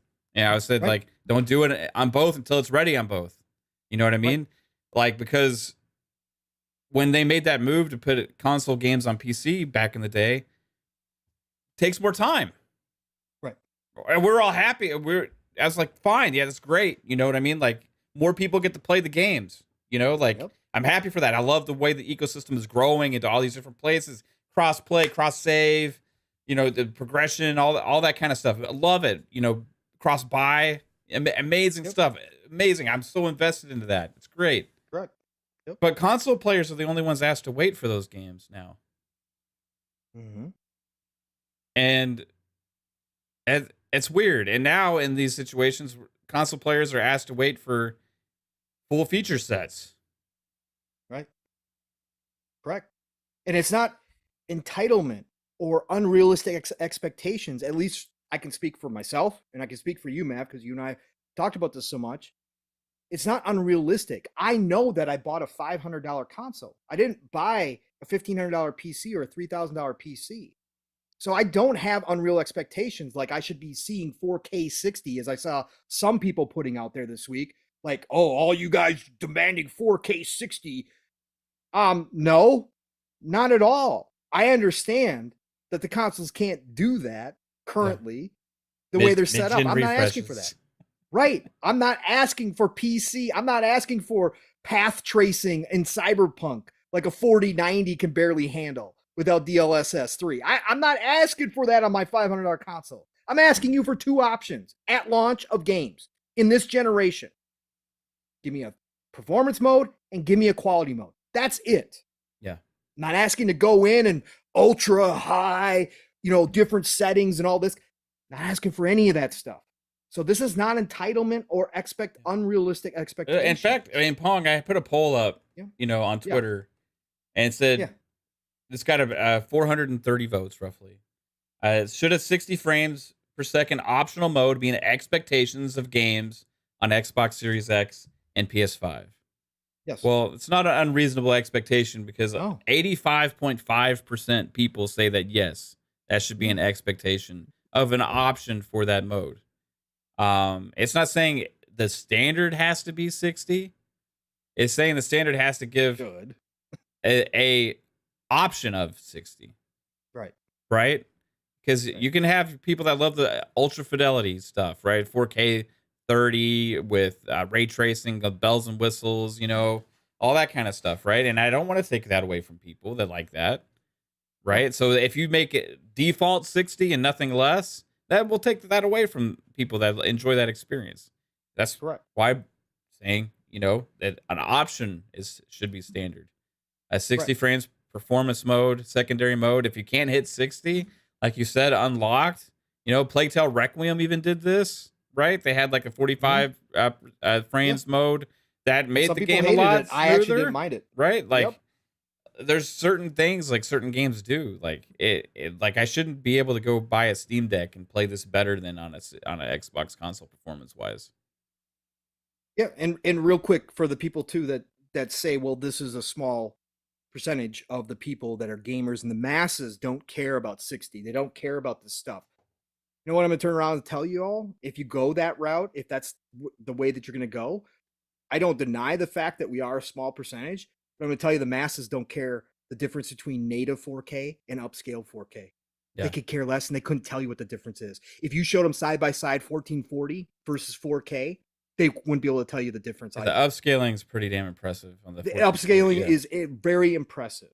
So again, all that stuff, I understand completely. But most TVs nowadays that people are buying, even the cheap TCLs, do 60. They do, right? The reason why we got the Xbox One, the Xbox One X, and the reason why we got the PS4 Pro was because 4K TVs were all the rage, right? Well, most of those TVs didn't do 60 out the box. Now you can say, well, 120 is way on the outside, that a lot of TVs don't do 120 yet, but 60 4K, even on the cheap TCLs, is pretty normal. So giving people the 60 frames, whether they choose to use it or not, doesn't matter. But what does matter is that option is given to PC up front. It's expected. And it's not only expected that you give them the option of quality and performance, it is expected that the PC gets a billion different options, and they are allowed to fiddle with however they want to play their game. And we're not asking for that. We're asking for 2. Just give me a minimum of 2. That's all. Let me decide which way I want to play it. I think that's it, Mav. I don't think I have anything more to say on it. I want them to make better decisions in the future. Yeah. Phil has to know. Microsoft knows this stuff. And for the people who say Microsoft may not know this stuff or may not have caught up. I saw people making excuses for dev. I even saw ACG say, well, devs better all now have performance on their list. This should have been years ago. And I know Microsoft knows this stuff, because why else would they have spent all that R&D time and resources doing HDR and FPS boost on backwards compatible games? Why? If they thought that everybody was happy with 30 frames, why would they have gone to all the trouble boosting those backwards compatible games and figure out which ones they could actually do? You heard Jason Ronald's interview, and if you haven't, you can go listen to it anytime. It's an old interview from, I think, about 2 years ago, now 2.5 years ago, where he talks about the manpower that they put into the backwards compatible program and the FPS boost and the HDR specifically, trying to figure out, they had to play through the entire game to make sure it worked properly over again. Like, they did that because they knew it was an important feature for a lot of people. And you could say it's your core fan base, but yeah, your core fan base is kind of important and you don't want to lose them. And that's what Clobriel was explaining. It's fine to have bigger priorities in mobile and PC because that's where you're going to expand Game Pass the most. We all get it. Mav and I talked about it. We've been saying this is day one of the ABK deal. When other people were still focused on Call of Duty, Mav and I were over here like, yeah, no, that's a shiny diamond, but that treasure chest they got is a lot more than Call of Duty, folks. I understand that that's what you're going to do, but don't forget about your consoles and your fans on the consoles. Those are your core fan base, and Phil's talked about it. We're not abandoning consoles. We're going to continue to support consoles. We're already developing our next consoles, all that good stuff. The hardware is important. Don't miss out on that while you're focused on all this other stuff too. Make sure that you're doing right by the console players. And again, it's not asking the world to say, give us a 60 frames mode and a 30 frames mode on any game that's releasing, especially a current gen only game, not a cross gen game. We're out of that mode now. This is current gen only. Got to see those. Got to see those modes available. Matt, you got anything last words? No, just a couple super chats to get to. Great. Great thoughts, Pong. What do we have? Like 15 people here? No, we got 156. I forgot to put on the fake tears. Oh yeah, the alligator, just big man babies. Thank you all. 150 so people. Sad. I'm so sad. Oh, you're crying, Mav. Oh, I'm so we sad. didn't do enough screaming either. I should have screamed some more. Thank you all. 150 plus people listening to two big man babies just cry about 30 frames. Is it time for a diaper? Baby, we need a diaper change. All right, sorry. We got two $10 super chats. Boba Fett. Wait, did we get Alvin's $2 super chat earlier? No. Alvin with the $2 super chat. Appreciate you, Alvin. Says Showcase gonna have to surpass Sony 2016 show. That's a tall order. Tall order. It doesn't. They got so much content. They got so much. Yeah. QuakeCon's coming back this year, which there will be no in the game announcements. They've already said pretty much. So, but next year QuakeCon's going to be a big LAN party this year. That's all it's going to be. Yeah, that's usually what it was in the past, but they kind of evolved into more. Way back. Yeah. Yes, but it became much more. Correct. Yeah, they're going back old school. Boba Fett Gaming with 10 Australian dollars. Appreciate you, Boba. It says, imagine ordering a cheeseburger and get given a hamburger 30 minutes later and be told the cheese slice will come out in a bit. I just can't understand. Hey, here's your hamburger. Go ahead. Later, we got the cheese coming for you. Don't worry. We're going to give it with an update to be determined. We don't know exactly when. Carl Andrews Jr.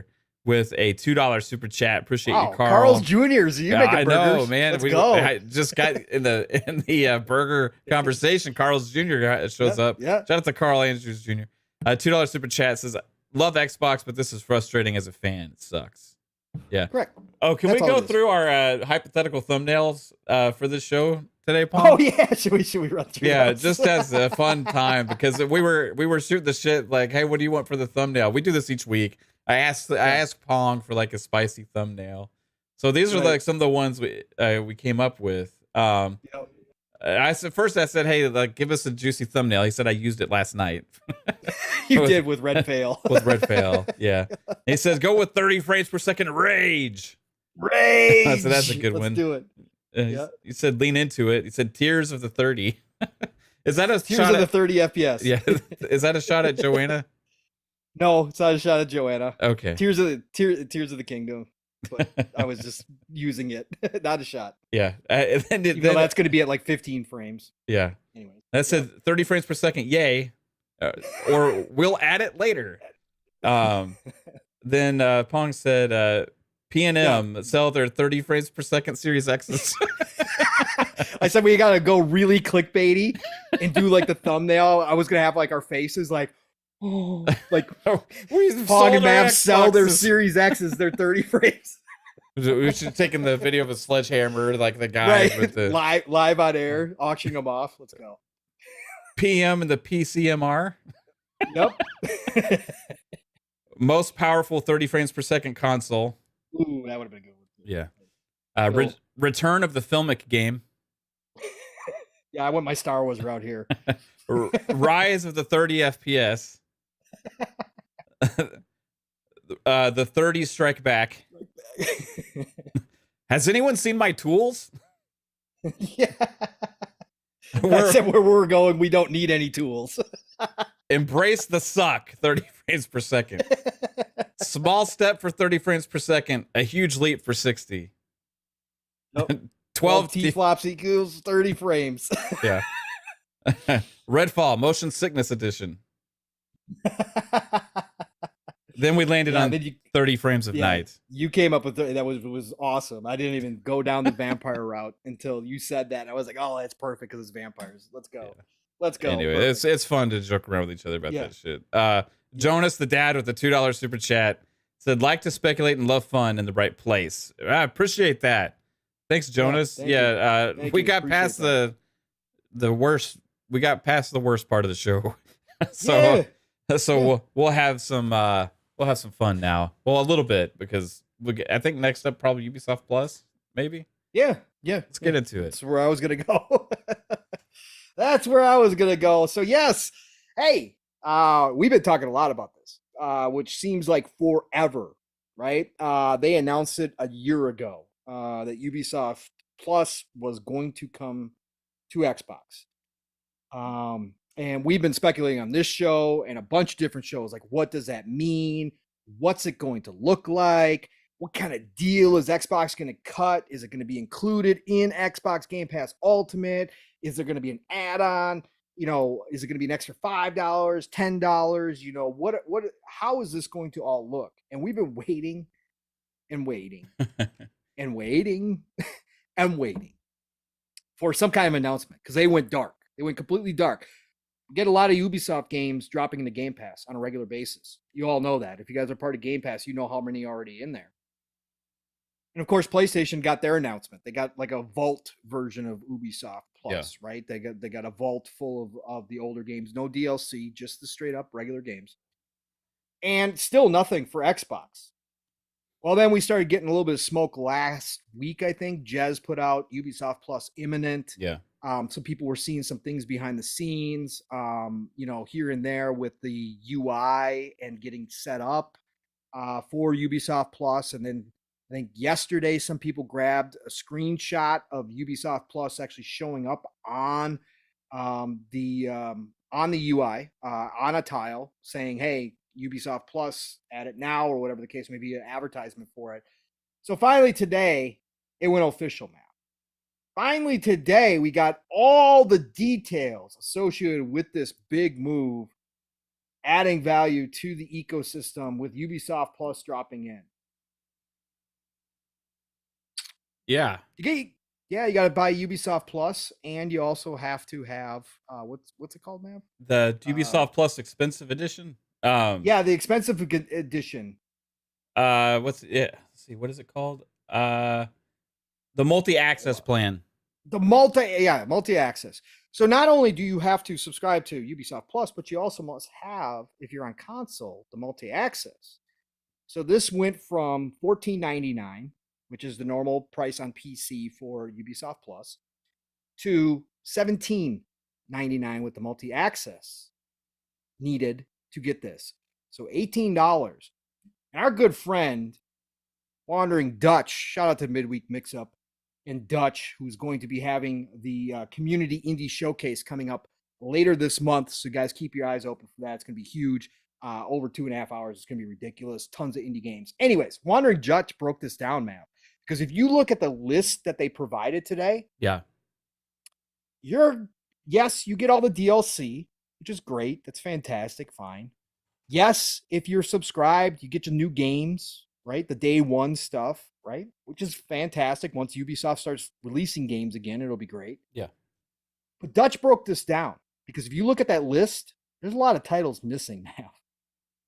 Dutch broke it down. If you only have an Xbox and you don't own a PC, this guy right here. Yeah. There are only 47 games in the service, and most of those are Assassin's Creed titles. If you own a gaming PC, there are an additional 169 games. Why is that? I mean, so if you are a console-only player, you're paying $15 a month or $18 a month US a month for 47 historic games. I will say that having the option is better than not having the option. So I'm not going to sit here and disparage it. I'm glad it's finally here. I'm glad that people have the choice. There are some people out there who still have, even in this day and age, oodles of expendable money, and they can buy all the games and they can subscribe to all the services. So anybody who has that budget for this $18, I'm glad that the option is here because it's better than not having anything at all. So bravo, finally it's here. Glad to see it. If you have both an Xbox and a PC, you're winning. You're getting a lot of games, okay, for that $18. But if you're a console-only player like this guy and you only got the Xbox, I gotta say, I'm not going to subscribe to this. Like, I will subscribe to this when a new game drops, maybe, right? And I'll subscribe to it for 30 days and I'm gonna hop out. But that's exactly what subscription services don't want. You want people to stay subscribed. You don't want the hop in, hop out. That's the problem with Netflix currently, is that they have too much of that. And they're trying to fix that because that's the opposite of what a subscription service is supposed to do. And that's why you see Microsoft going and making $70 billion acquisitions to make sure they have enough content consistently dropping to keep people in the ecosystem and not unsubscribe. But to me, the way that this is set up right now, and this could change down the road, we saw with EA. EA Play first started out as a complete add-on. It wasn't included in Game Pass, Ultimate, none of that. And they did it down the road. Maybe they've got some other plans. Maybe they're still working out details behind the scenes. Who knows? But as it stands right now, this is a hop in, hop out maybe for me, Matt. What about you, brother? $18 a month. Same. If they had some kind of deal or whatever, I would have been all in on it. There's not enough right now to even consider signing up for me. The only game two games I would play would be Settlers and Anno, right? Yep. But I'm content with waiting on those and buying them on sale. Which shout out to Neo GameSpark because our buddy Neo, a little while ago, he'd made a tweet saying that's a lot to ask for considering their games. If you wait a month, usually are around $18 anyway. You know what I mean? So Correct. like, I would say like when the Assassin's Creed Mirage comes out, yes, or another couple games when there's like a traction of like 2 or 3, you know, I would be more likely to go ahead and subscribe into that. Yep. Other than that, it'll be a thing I hop in and hop out of. I don't think it's has enough value to stay signed up right now. Maybe if I was, hey, I haven't played any of these games. I own most of them already. Yeah, right. I'm a Ubisoft fan. I've been buying Ubisoft games for a really long time. A huge Clancy gamer, you know. So for me, it's like there's not enough in there to justify it. So I wish they had done a better implementation because I think a service like this, and this is criticism of Ubisoft, right? Correct. A service like this is as successful as the number of subscribers that you have, right? Mm-hmm. Right. It's not very, it lacks foresight to launch at such a high price with such a low value of content, Right. because you're not gonna gain a lot of traction or to gain a lot of subscribers to make a service like this very successful at that price, because you don't have enough of a pipeline, right? Correct. So if they had done a deal with Xbox, I don't know if that was ever on the table, but if they had done some kind of a deal, then maybe they could have made it more incentivized for Game Pass users to subscribe to it, right? Well, we do know it was on the table. Technically speaking. Or we do. if they would have just released at a lower price altogether, I think a fair price for this maybe would be like $10. Right. On its own. $120 a year. Maybe stretching it $11.99, you know what I mean? Like, if really the max amount I could see them trying to, but like $17.99 is like, I don't know. And I'm not going to take advantage of the PC side. If I was like an all ecosystem consumer or whatever, then maybe it would make more sense for me. I just don't see a lot of value there, and I don't think they're going to get as many subscribers as they could have at a lower price. No. And that would have done better for them, because they would just be making money they wouldn't have been getting it otherwise. Correct. Right? Correct. So, I don't know. I think for the most part, I'll just be buying the Ubisoft games unless I see maybe I don't know, maybe it'll change. Who knows? Yeah. They want to get you locked into that service, right? Right. And for me, like, without a pipeline of content to be excited about going forward right now, it's not worth it. So if they can get their thumb out of their ass and go back to making games again and actually launching them, then maybe. I got to play that new X Defiant beta just launched again. Yeah. I'd give it a go. Some people are saying it's getting better. Maybe I don't know. So they made changes the last time I played it, and I was more positive on it than I had been in the past when it was the worst thing I ever played. But now maybe it'll be decent. I don't know. But I think they got a lot of hopes on these things they're working on right now. Heartland, maybe. X Defiant, it seems like the closest to coming out potentially out of these, because this is the third time they've done this beta thing, right? I think they got a lot of hopes on this stuff because they need some cash. They need some money coming in bad. They need their share price to go up. They need some help. They're in desperate measures right now, I think. So with more news potentially of that Assassin's Creed game getting pushed to next year, potentially, it's not a lot. It's not looking good for Ubisoft right now. They could, if they had priced this great, they could have had an immediate influx of a lot of money that would be there monthly, right? But pricing at this, you're pricing out the majority of your consumers. So I think it's a mistake on the pricing model. I think it's still, like I said, I think it still could happen, because we do know that the talks were happening. So if I think that eventually Ubisoft is going to come around just like EA did and realize that it's going to be to their benefit to cut a deal that's obviously going to be favorable to Microsoft, but at the end of the day, they're still going to see money coming in the door that they never would have seen before. And I think that eventually does happen. Again, between $5 and $10, I could have seen myself signing up for it and just forgetting it, saying, okay, just add it to my budget each month. It's worth it.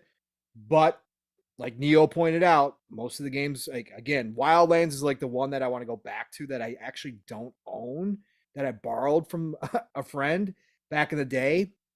But I can get the Ultimate Edition right now on sale for $18 with everything. Like, so, like, to me, it's just like whatever. And I already own Anno 1800, so don't care about that right now.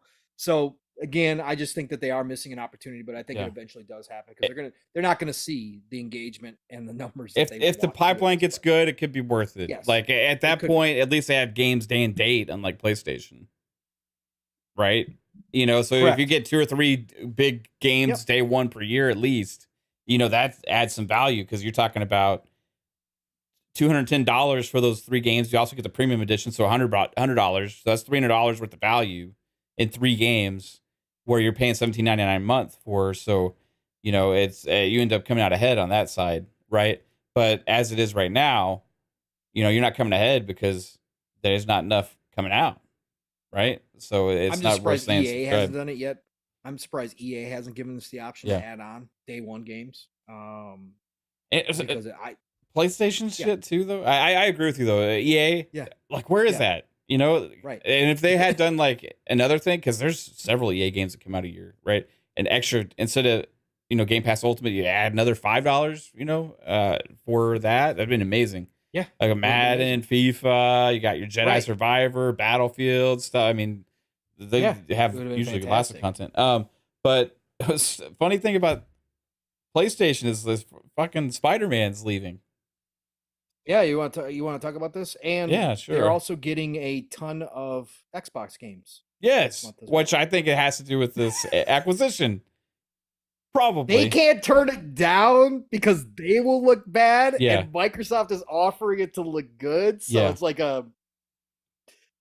they're forcing Sony to take on. Because hey, look at this. Here's all these old Bethesda games that you said would never come to your service. So yeah, let's talk about Spider-Man first. Spider-Man, for anybody who doesn't know, is a part of the Essentials, right? PlayStation Plus Essentials. It was, but it's also been in PS Plus Extra. It's been in PS Plus too.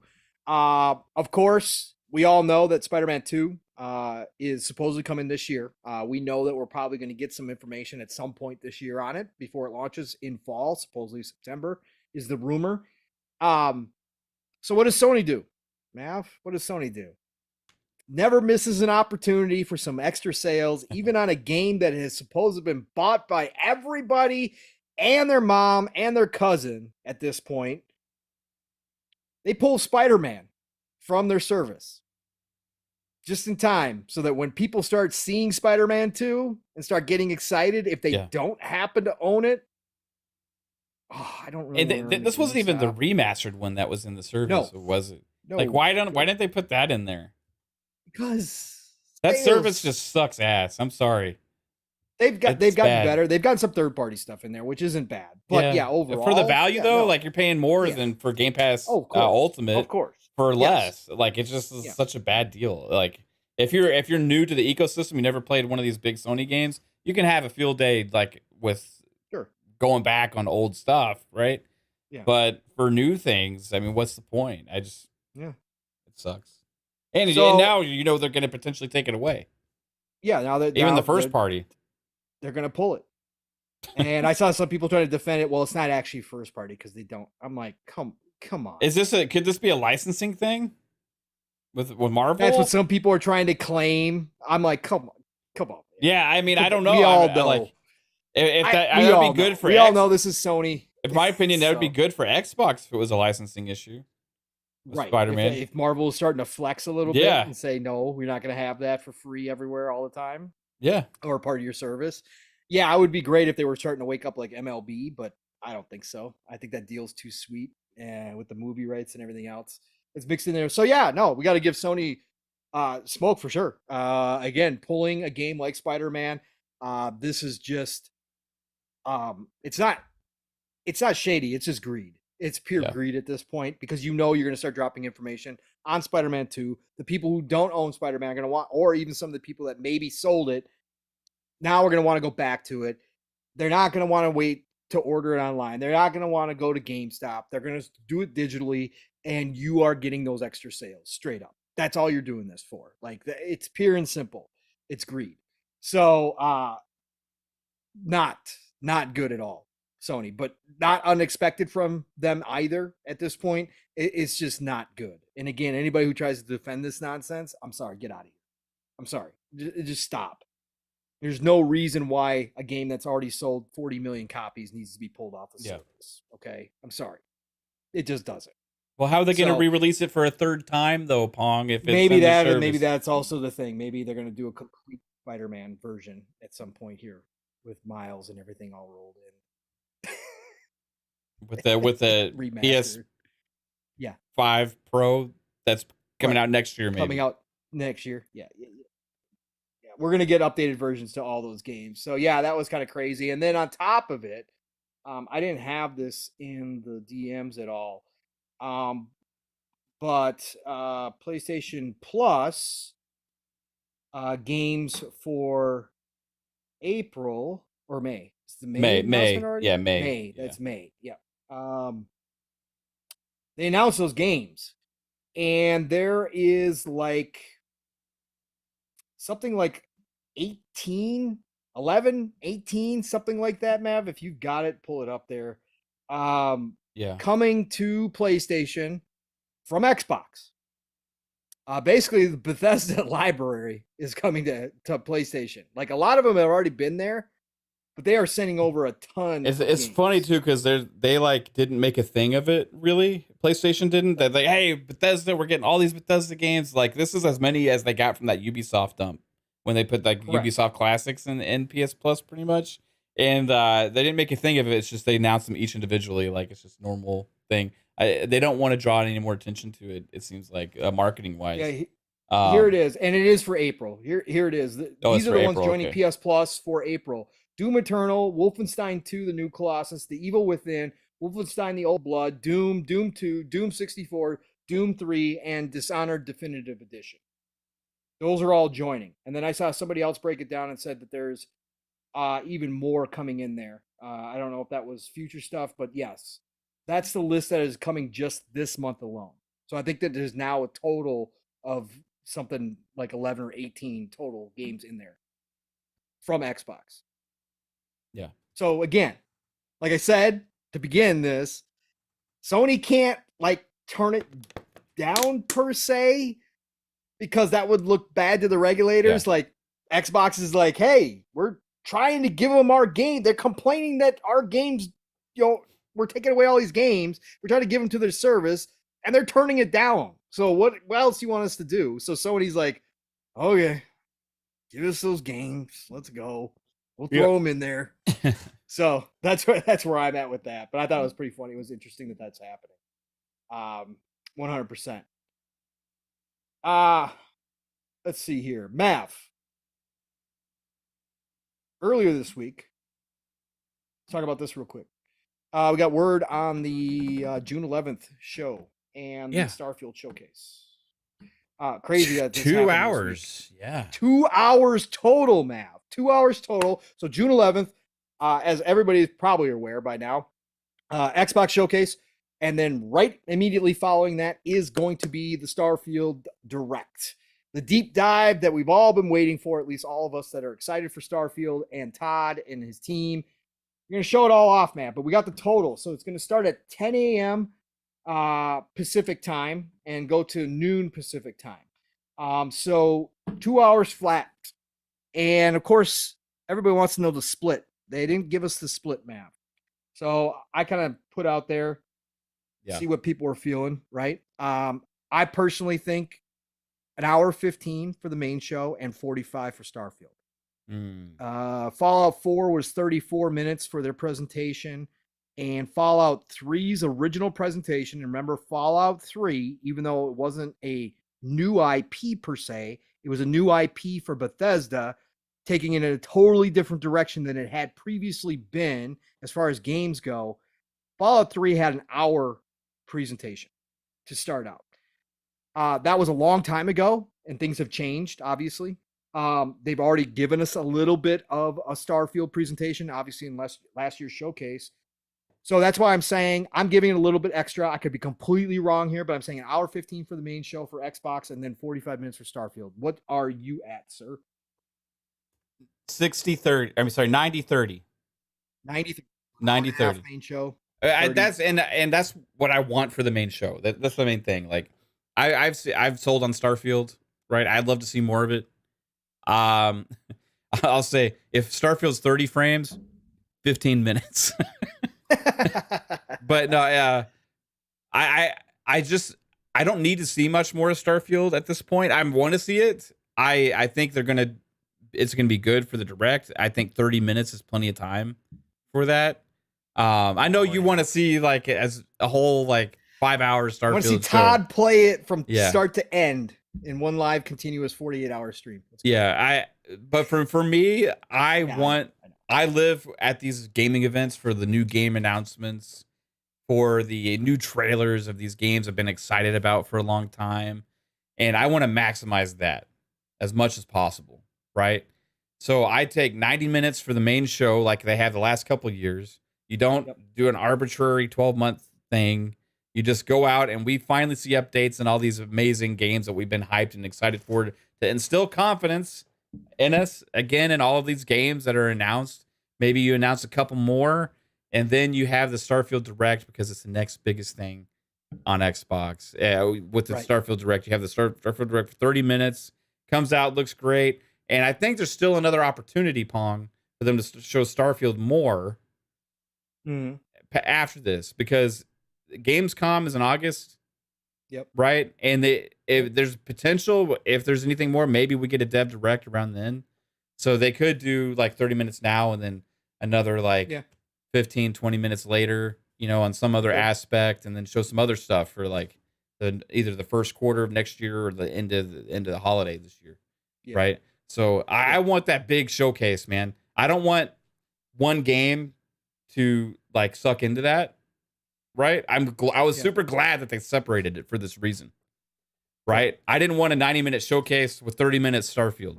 Right? Right. And now that we know, now that it's the leaks are that it's 2 hours, right? I want 90-minute showcase and 30-minute Starfield. If they go like 35, right? Or if they go 25 or whatever, you know what I mean? Or keep it around there. I'm happy. You get close to an hour. Versus Starfield, that's when I'm like, I want the showcase. You know what I mean? I want the big showcase. I know you do. Let me ask you this, Matt, while we're here. Let's bring the Redfall talk back in, the 30 frames per second talk. Now that this has happened with Redfall, right? And the pushback. In your opinion, during the Starfield Direct, do they absolutely 100% have to address the frames for Starfield? I think after yesterday, yes. I think they need to say something. This is the one game that I've been consistently saying I wanted, but it wouldn't surprise me. Right. Where this is different than Redfall, where Redfall is more of more fast paced. You got all these abilities, and you're playing co-op, and all this stuff. Like Fallout and Skyrim, you're walking pretty slow most of the time, and it's mainly about RPG elements and all that kind of stuff. So I'm gonna hate if it's 30, but it's not gonna keep me from playing it. Whereas a co-op first person shooter, I ain't playing that shit at 30, right? So, but I feel like, especially after Redfall, they need to come out and just like address that, or make sure you have 60. If you don't address it, make sure you have it. Because they know the questions have already been out there. I know they've heard them. Yeah. I know Todd knows that they're out there. 2 different engines. Let's not forget that. Again, Redfall was using Unreal 4. Starfield's using Creation Engine 2. Updated Creation Engine. We've seen games later on from Bethesda hit 60 frames. No, obviously Todd likes his 30 frames, and we know this. He mentions it every interview that he likes his 30 frames. What I will say, Mav, about Starfield is, again, I will play it no matter what. I will be talking about it if it doesn't have a performance mode option out the gate. I will talk about it. I will bring that same criticism no matter what. Even if, just like you, there is a difference. Like I said, I'm playing Mass Effect Andromeda. There is a difference. Those types of games at 30 frames. What I will say is that Starfield seems to be leaning in, and this happens in Mass Effect Andromeda as well. They're leaning into the gunplay a little bit more this time than some of their others. You're not going to have VATS system like you did in Fallout, right? Where time stops, slows down, all that kind of stuff. And there seems to be a lot more gunplay in Starfield than most of other Bethesda type games that have guns. So I will say 60 frames is more important there. If the combat level is up, and it seems like there is. It seems like you're going to be, fighting monsters. You're going to be fighting pirates. You're going to be fighting a lot of different things in Starfield. So I think 60 frames in that first person mode is going to become more important than in most Bethesda titles. So I definitely want to see it. I will say after Redfall, even though it is 2 different engines, my confidence level, because I was one of the people saying, nah, they're going to have performance. They got to have performance. It's 2023. There's no way Todd is going to walk out on stage and honestly be like, You're getting 30 frames and you're going to be happy about it because that's the way I want it. There's no way he's going to do that. But after Redfall yesterday, even with the delay, even with the second delay of Starfield, I can hope and pray that part of it was because they're going to try to get a performance mode in there. But I got to say my confidence level bottomed out yesterday after Redfall. So I wouldn't be shocked either if it doesn't show up day one on launch. I think it'll get in there. Somebody will mod it in there no matter what, because they always do. But eventually I think we will get an official patch if it's not there. But I will be right back here. Like I said, I'll be playing the game. I'll be loving the hell out of Starfield no matter what, because that's just who I am. But I will be criticizing if they don't have performance mode. I can guarantee you that. So, because I do think it's kind of a requirement these days. So yeah, I agree. This day and age, we should just be past that. Yeah, we should be past that because PC again will have it. So PC players will be playing Starfield at 60 up plus. Yeah, so they'll set their own resolution and all that stuff. Yeah. Yes. Hey, Media Molecule Mav. We got to bring this up too real quick. It's a little Big Planet studio, right? Originally, yeah, and they do Dreams. Yeah. They do Dreams, right? Mm-hmm. Dreams is the creation game on PlayStation. If you've never played it before, it's super cool. Xbox actually had one. What was the name of it? They actually had a competitor to it. What was the name of that? I actually owned it. Spark. Thank you, Spark. Which didn't last long, but again, you can go in and you can actually create art. You can create full games. Like Dreams is unbelievable. Like some people have created some massive games within Dreams. Media Molecule made the latest Dreams game for PlayStation 5. And they said at the time that they had a 10-year plan. And guess what? Live support for PlayStation exclusive Dreams is shutting down. So that 10-year plan went out the window.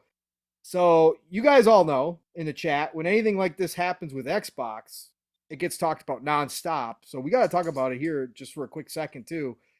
September 1st, 2023. So this year, September 1st, Dreams, no more support, no more online, no more nothing. It's gone after saying that it was going to be a 10-year plan. Pretty disappointing, actually, Matt, because a lot of people create in Dreams, and Sony pumped it up like, hey, no, this is like something we want to support.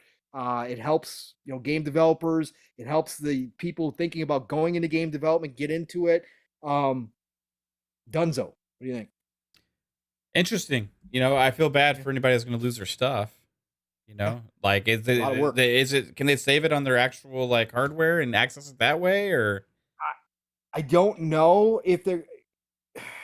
We will continue to share. Let me read this a little bit. We will continue to share and celebrate creations and dreams with the wider world on our social channels, our streams, Insider roundups, and more. We will be continuing our in-game curation work to make sure the Dreamverse feels as alive as it always has been, and to surface amazing creations from you, our community, for everyone to enjoy. So it sounds like they're going to still continue. It's still going to manage it, but like not no support, nothing. Yeah. Like that. Yep. Okay. I mean, 10 years, my ass. But however, like, seems like it just doesn't have the player base to support that longevity of a plan like that. But at least they're not shutting off the servers and killing everybody's stuff. You know what I mean? So I think a game like that is mainly built by the people that are playing. There's probably got to be tons of content in there to create new things all the time, right? So I'm curious. I'm curious, they're adding a storage space limit too. Ooh, 5 gigs. Five is, I don't know how much that is for that game. So. No, 5 gigs you can store for your own game. Right. No. Yeah, I know. But I don't know like how much of a game that you make say. Yeah, cost, I don't know either. Like 1 gig local and then 5 gig online is going to be the limit. So when they migrate the servers. Interesting. There's probably some heavy creators that are very upset about that. Yep, and they're removing the archiving as a feature as well. Creations that were archived prior to the date of server migration will be unarchived and available in your saved creations where you can choose to delete them. So the people with like their existing creations still live on in like the cloud and or whatever, and people can, or in the servers, and people can find them and download them still. That's what they're saying, that they're still going to try to continue to do that. But it sounds like if you've got any big ones, you're going to have issues. You're going to have to delete them because you're going to be limited in that storage space. That's interesting. This is a genre that's never really taken off. It's been an interesting idea. Like Spark was cool. I played around with it. Like I didn't really get too invested in it. I would have probably had a little bit of fun with this game. I'm sure there's some people that get super invested in it, right? But I don't know. Maybe it's just didn't work out for him. It sucks. No, but it's a bad look. Again, Yeah. you bring people in. A lot of people put a lot of time, energy into those things. And again, of course, as we know, Yeah. with anything nowadays that's digital, Mm-hmm. you just never know. But you're sold a promise. 100%. Yeah. I want my Far Cry maps I made back on the fucking original Xbox. Right. They were all saved on the server, on Ubisoft servers, and I fucking can't get them. I spent, how many hours I spent making maps in Far Cry Predator on Xbox? Oh my God, I had so many amazing maps that I made on that shit, and they're all fucking gone. They just live on in my memory. I remember the names of some of them. I have them mapped out in my mind. You know what I mean? But I can't access them. I feel your pain, Dreams players. Yep, absolutely 100%. It's not a good look. It's not.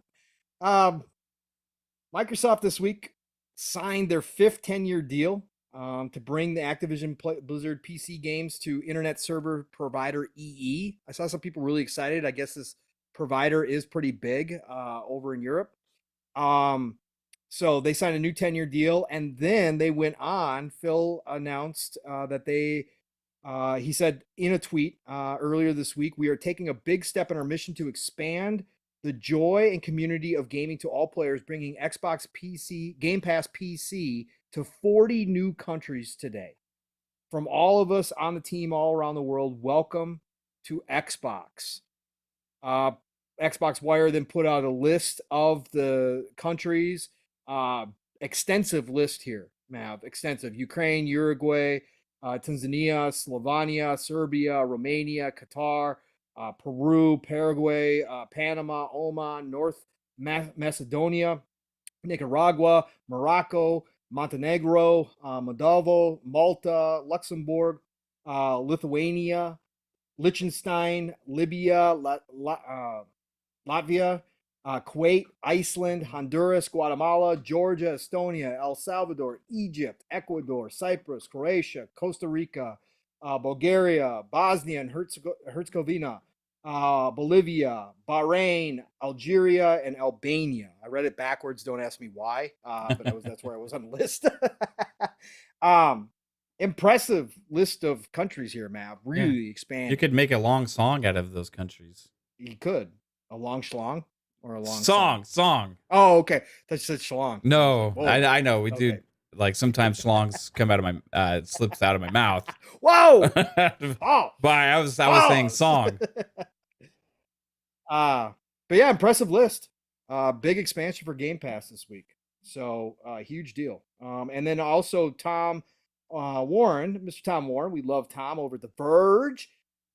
He said, he wrote an article this week, "Is Microsoft getting ready to add PC games to Xbox cloud gaming?" And this was a big question because that deal with EE, that's what they do, right? And we've talked about this, Mav. Talk about it for a second, Mav. What it would mean if we can start streaming from the cloud PC games. What could that do for us as console gamers? I'll be right back. Yeah. I don't know. It's interesting. What can that do for console gamers? If I can play PC games on my console, I'll be super happy because there's a lot of PC games that come to PC Game Pass day one, and we don't get those. Also, there's some that actually come to PC Game Pass that are in the library that I've wanted to play. So PC Game Pass is like something for if you like RTSs, if you like strategy games, if you like a lot of these other types of games that miss out on console, like you can find a lot of those on PC Game Pass. So if I'm a consumer and I'm an Xbox consumer, my wishful thinking is that maybe I can get access onto those and I can have an Xbox and I can play some of those on the cloud via my console. Maybe a mouse and keyboard, maybe with a controller. There's a lot to look forward to on there, and maybe even with some of these games that have more PC focused controls, but also have console versions. If you're a PC type gamer and you just want to get something that's cheaper like a console, you have access to all of this stuff, and I think it's just going to fulfill the entire library of Game Pass. So that's pretty much it. I mean, I don't know how many games there are in PC Game Pass that aren't on console right now. I'm sure there's a lot, right? So automatically the library, that's the other side of it. The library is just expanded. You know what I mean? If that happens. So I think of like strategy games plus just adding the extra library of some of these other niche type games would be really cool, right? Yeah. PC gamers may be able to buy a console and not have to even buy a PC and get access to all these PC games, right? Console Master Race. Console Master Race now? Is that what we're going with? Just get a keyboard and mouse and go that route? Yeah. It's interesting. I don't really know what EE is. Like it's like a somebody in the UK, it's like a internet provider, like is it is it like EE to them is what is a cloud, it's a cloud gaming service is what it is. Here, I'll read this real quick. So Microsoft and British mobile network EE announced an expanded partnership today that will see the software giant commit to a 10-year deal to bring Xbox PC games to EE customers. It's part of Microsoft's series of cloud gaming deals. This one is different and could hint at PC games coming to Xbox cloud gaming. Again, this is The Verge, Tom Warren. Quote, Microsoft and EE are expanding our partnership with a 10-year commitment in cloud gaming to bring PC games built by Activision Blizzard following the acquisition and Xbox to EE customers, says Microsoft Gaming CEO Phil Spencer in a tweet this morning. While Microsoft cloud gaming deals with NVIDIA, Ubisoft, and Boosteroid have all involved putting Xbox PC games on a rival cloud gaming service, EE doesn't offer its own service. Okay, so I was wrong. But EE is a mobile network. Yeah, I'm looking at their website. It's a cell phone. In the UK. It's a mobile cell phone provider.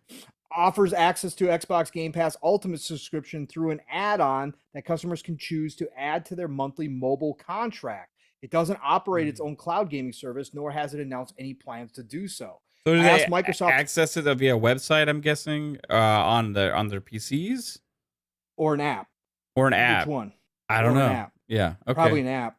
I asked Microsoft to clarify Spencer's partnership tweet, but the company said it doesn't have anything else to share on its vague announcement. Likewise, I asked EE about the deal, and it didn't comment on the fact that it doesn't operate its own cloud gaming service. Quote, as part of our ambition to be the #1 destination for gamers, we are naturally reviewing many exciting new areas for how we can evolve our customers' gaming experiences, with cloud gaming services being just one part of this, says EE spokesman James Otterson. Quote, we have nothing further to announce of our future plans at the moment.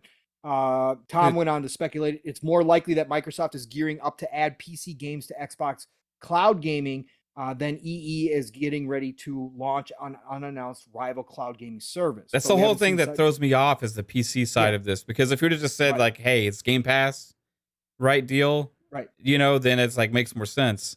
But PC Game Pass on a mobile provider makes me curious if it's just PC Game Pass that they have to log in on their PC via like some kind of special code they get. Do they just, like Verizon has all these perks and stuff here? Yeah. Right. Correct. Yeah. And all that kind of stuff. I think it sounds like something similar to that. Like they're still going to get access through Xbox, but it's going to be provided as an add-on to their bill. Right. So I don't know. Correct. Yep. I don't know what to think of it. I have no idea. That's fine. But again, if this is what Tom is alluding to and it happens, again, we've talked about it, Mav, how cool it would be. It would be even insane. if I got to go get a mic, if I got to get a keyboard and mouse, I'll get a keyboard and mouse. That's fine. Yeah. There's so many cool, like Company Heroes 2. On there. Yeah. Homeworld 3's on there. Company Heroes 2 was on it. Some of the Total Wars came out on there, Correct. There's day one shit that's pretty awesome that comes out on PC. Right? We would be having a good time. Speaking of Company Heroes 3, we alluded to it earlier, folks. Company Heroes 3 has been out on PC. It launched last month on PC, I believe, or maybe it was the end of February. But we also knew there was a console version for both PlayStation and Xbox coming, but we did not have a launch date. Today, bunch of outlets reporting that the launch date for Company of Heroes 3, and again, if you're an RTS fan and you like World War II, this is the premier one in many ways. Company of Heroes 3 is launching on Xbox and PlayStation 5 with keyboard and mouse support May the 30th. That's right. May the 30th, coming up right after my birthday, Mav. Get another RTS. God damn it. I'm excited. You're living life. That's good. What a day to be a console gamer. You get your first-person shooters at 30 frames, but we also get RTS games finally on console. You get RTS. Yes. Love it. And they did rework. They reworked the UI just like every other RTS does to get to console. There was some screenshots on IGN's article of the console version. I'm sure we're going to see more of this. And again, Company of Heroes is not done by some small company. This is by Relic, okay? And it's published by Sega. This is a big one. There's a lot of RTS, especially World War II games out there. There's some really good ones out there. The Company of Heroes has been the big one. This is their first major new game that they've had. I think Company of Heroes 2 was like 10 years ago, 8 years ago, something like that. So Company of Heroes 3, definitely a big deal coming to console. So get excited, all you RTS fans like me and Mav. We're going to have a good time. And if you prefer playing on keyboard and mouse, they confirm support for that as well. But the screenshots are looking really, really good. Mav, I know you're getting hot. I know your AC's not working. You can tell. Yeah, I can tell. I can see a little shine on you. We've been going for over 2 hours now already. Where else do you want to go? What do you want to talk about, brother? You got anything that's on your list? Jeez, there was one more thing, and I'm trying to remember what it was. Let me go through our... we had some Diablo 4 news. Oh, we had the Suicide Squad got Suicide Squad got a new release date. Coming out in February, right? Yes, February 2024. So unofficial delay because they hadn't really said anything, but after all the conversations about Suicide Squad after the last showing, a lot of people, there were people that came out and said, hey, it's getting delayed, it's getting pushed, they're going to rework this thing, but we hadn't gotten an official announcement. It was supposed to be out next month in May. Finally today, February, would you say, what was the date? February what? It's February 2nd. February 2nd, 2024 is the date. They came out with the announcement. And Grub and a few others kind of put out comments. Grub said, hey, 2024, but like everyone has said, it's still going to be the game that you didn't like in the showcase. Yeah. Their official announcement was, we have made the tough but necessary decision to take the time needed to work on getting the game to be the best quality experience for our players. Thank you to our amazing community for the continued support, patience, and understanding. There is much more to share in the months ahead, and we look forward to seeing you in Metropolis next year. Benji Sales put out a tweet that said, hey, with the new launch date of February 2nd, 2024, it will have been 8 years and 7 months between Rocksteady's last 2 flagship games. Arkham Knight released all the way back in June of 2015. Crazy to see. Yeah, brother, what do you think they're going to do with this game in these months that they've got? Maybe work on the online stuff, the always online stuff that they were talked about. I guess I don't know, man. Like, they can't change the core element of what the game is. So I'm guessing it just maybe polish it up and tweak it. Maybe change a couple things. Can they add some more melee featured stuff in there? I don't know. Is there enough time for that? Tough to say. Right. Right. Like I feel like it didn't show well not because of a lot of the other things. Like, it looked great, graphics wise. It looked like it was running smooth, right? Mm-hmm. It was just, for me, not what I wanted from Rocksteady. Right. Right? That style of game, right? Yeah. And I said that before I saw everybody else's sentiment, right? It seemed like a pretty wide sentiment. There's some people that are pretty happy with it and love what they see, right? You Steel Rain, like that's cool. Like, you like it, that's fine. It's just for me, it was like disappointing, because I wanted like more like of an Arkham type Right. Everybody did. theme from Rocksteady, The majority did. Yes. So, is this going to be maybe they put like a dark filter over everything? I don't know. It's like Batman's leading the Suicide Squad out of the blue. We got to figure out how to get Batman in this shit, guys. Come on, we got to put him in the Nazareth pit. Let's take him to the Nazareth pit. We gotta, or Lazarus. Is it Lazarus? Lazarus pit. Lazarus pit. Yeah, we gotta put him in the Lazarus pit. We gotta bring him back. We'll put a filter over the whole game and change the music and make it more dark. Make the guns shoot blood instead. I don't know, like instead of purple. I don't know what they can do, man. I just it's gonna be interesting. I've said all along though, this game still looks fun. I'm still looking forward to playing it. It's just I was still going to be missing that Rocksteady thing, you know. Right. So I'm still looking forward to playing it in February.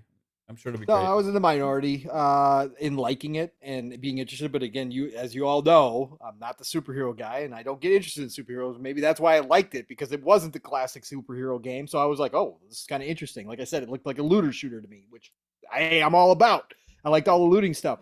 I think that they will rework the online stuff, Mav, and I think that they'll probably rework that UI that everybody was complaining about and the games as a service stuff. I think that they can maybe tone some of that down. So, because again, people looked at the UI and hated it. Whereas I was like, hey, looks good to me. I see a bunch of loot. I like it.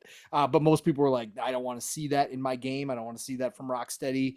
So maybe they can do some of that stuff. But overall, I think Grub is spot on. It's probably still going to be the game that you didn't like from the showcase at the end of the day in 2024. But we'll have to wait and see. Again, I was excited for it. It was a game that was not on my list and then shot up my list as I saw more of it, especially that final showing. But hey, it is what it is. We'll see what they do with it. February next year, everybody. Suicide Squad coming. Another big game came out of the blue, man, from EA. At least EA Publishing. Immortals of Avium. Yeah, seeing this, it looks pretty sick. Did you see the trailer? Yeah. Yeah, this looks freaking dope. So this, they put out, I think it was a day or two ago. Hey, join us for a first look at Immortals of Avium. And I think most people like me were like, what is this? Like, where did this game come from? Well, this is Immortals of Avium Detail, single player magic first person shooter built in Unreal Engine 5. Call of Duty without guns. Spells can act as long-range rifles, shotguns, etc. 24-hour long campaign. Fantasy world with sci-fi elements. Combat is fast-paced, akin to Doom. 25 total spells. Plenty of room for exploration with some Metroidvania elements and puzzle solving. Helmed by Brett Robbins, former game director on Dead Space and Call of Duty. Wow. Got some lineage, at least from the director. And if you guys have not seen this trailer, I suggest go seeing this trailer. It is current gen only. It is coming out in July. And this game looks freaking dope. I gotta say, it looks fire, Mav. Like the special effects, the particles, the colors that they're using in this game, the battles. Like they said, some of the spells act like guns. Like that's what it reminded me of when I was watching it. But then you can also summon things. You can summon big walls. You can summon down different elements. Like it looks pretty damn cool, man. Yeah. What do you think? I don't really know what like the core elements of the game are besides looking badass. Right. So I'm intrigued. I am hoping this one gets a EA trial.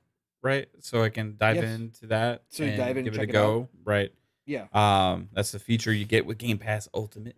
So, I'll be giving it a go. You know. It came out of nowhere. I've been seeing it on Twitter today. And I'm like, whoa, this is pretty looking. This is sick looking.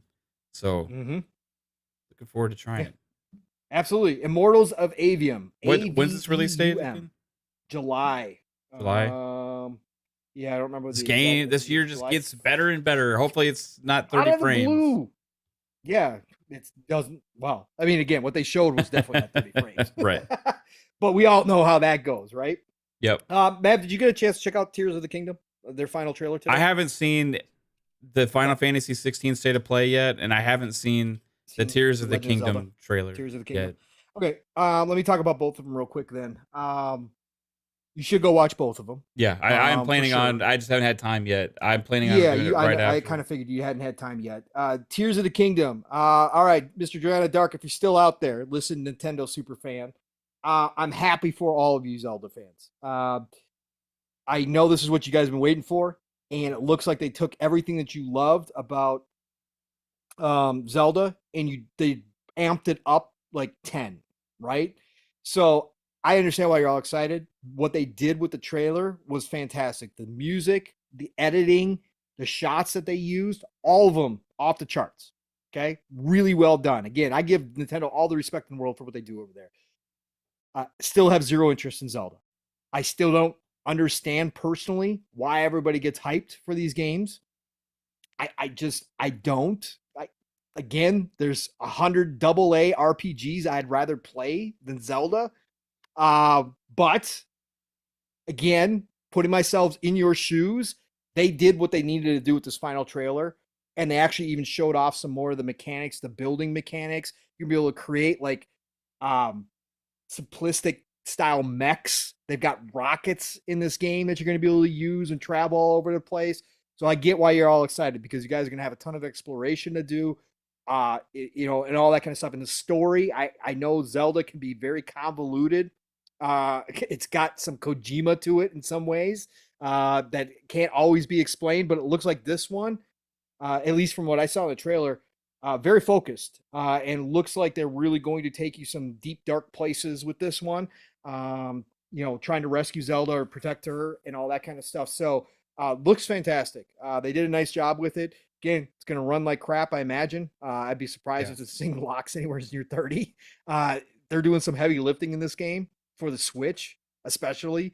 But I will say this. When I see something like this, again, same thing we always talk about, Mav. What would this look like on an actual current gen? What could they like on something even Zelda? as powerful as a Series S? Yeah. Yes. What could the creators of Zelda do? Like, I see some of it, and some of it for being on a Switch looks absolutely amazing. It would. But I always go, it would be mind blowing. What if? Yeah. Right? Because there's some of the most talented developers out there doing what they can with what their limitations are. Right. Right. And some of that's what makes them special. Right. But I always felt like I feel like they're held back, but they're still making great things. And of course, I can't wait to see this trailer. I saw the last ones and stuff. I personally am not going to be getting it, like, unless it's backwards compatible or whatever on whatever the next device is. And then I'll play it if it has better performance and stuff.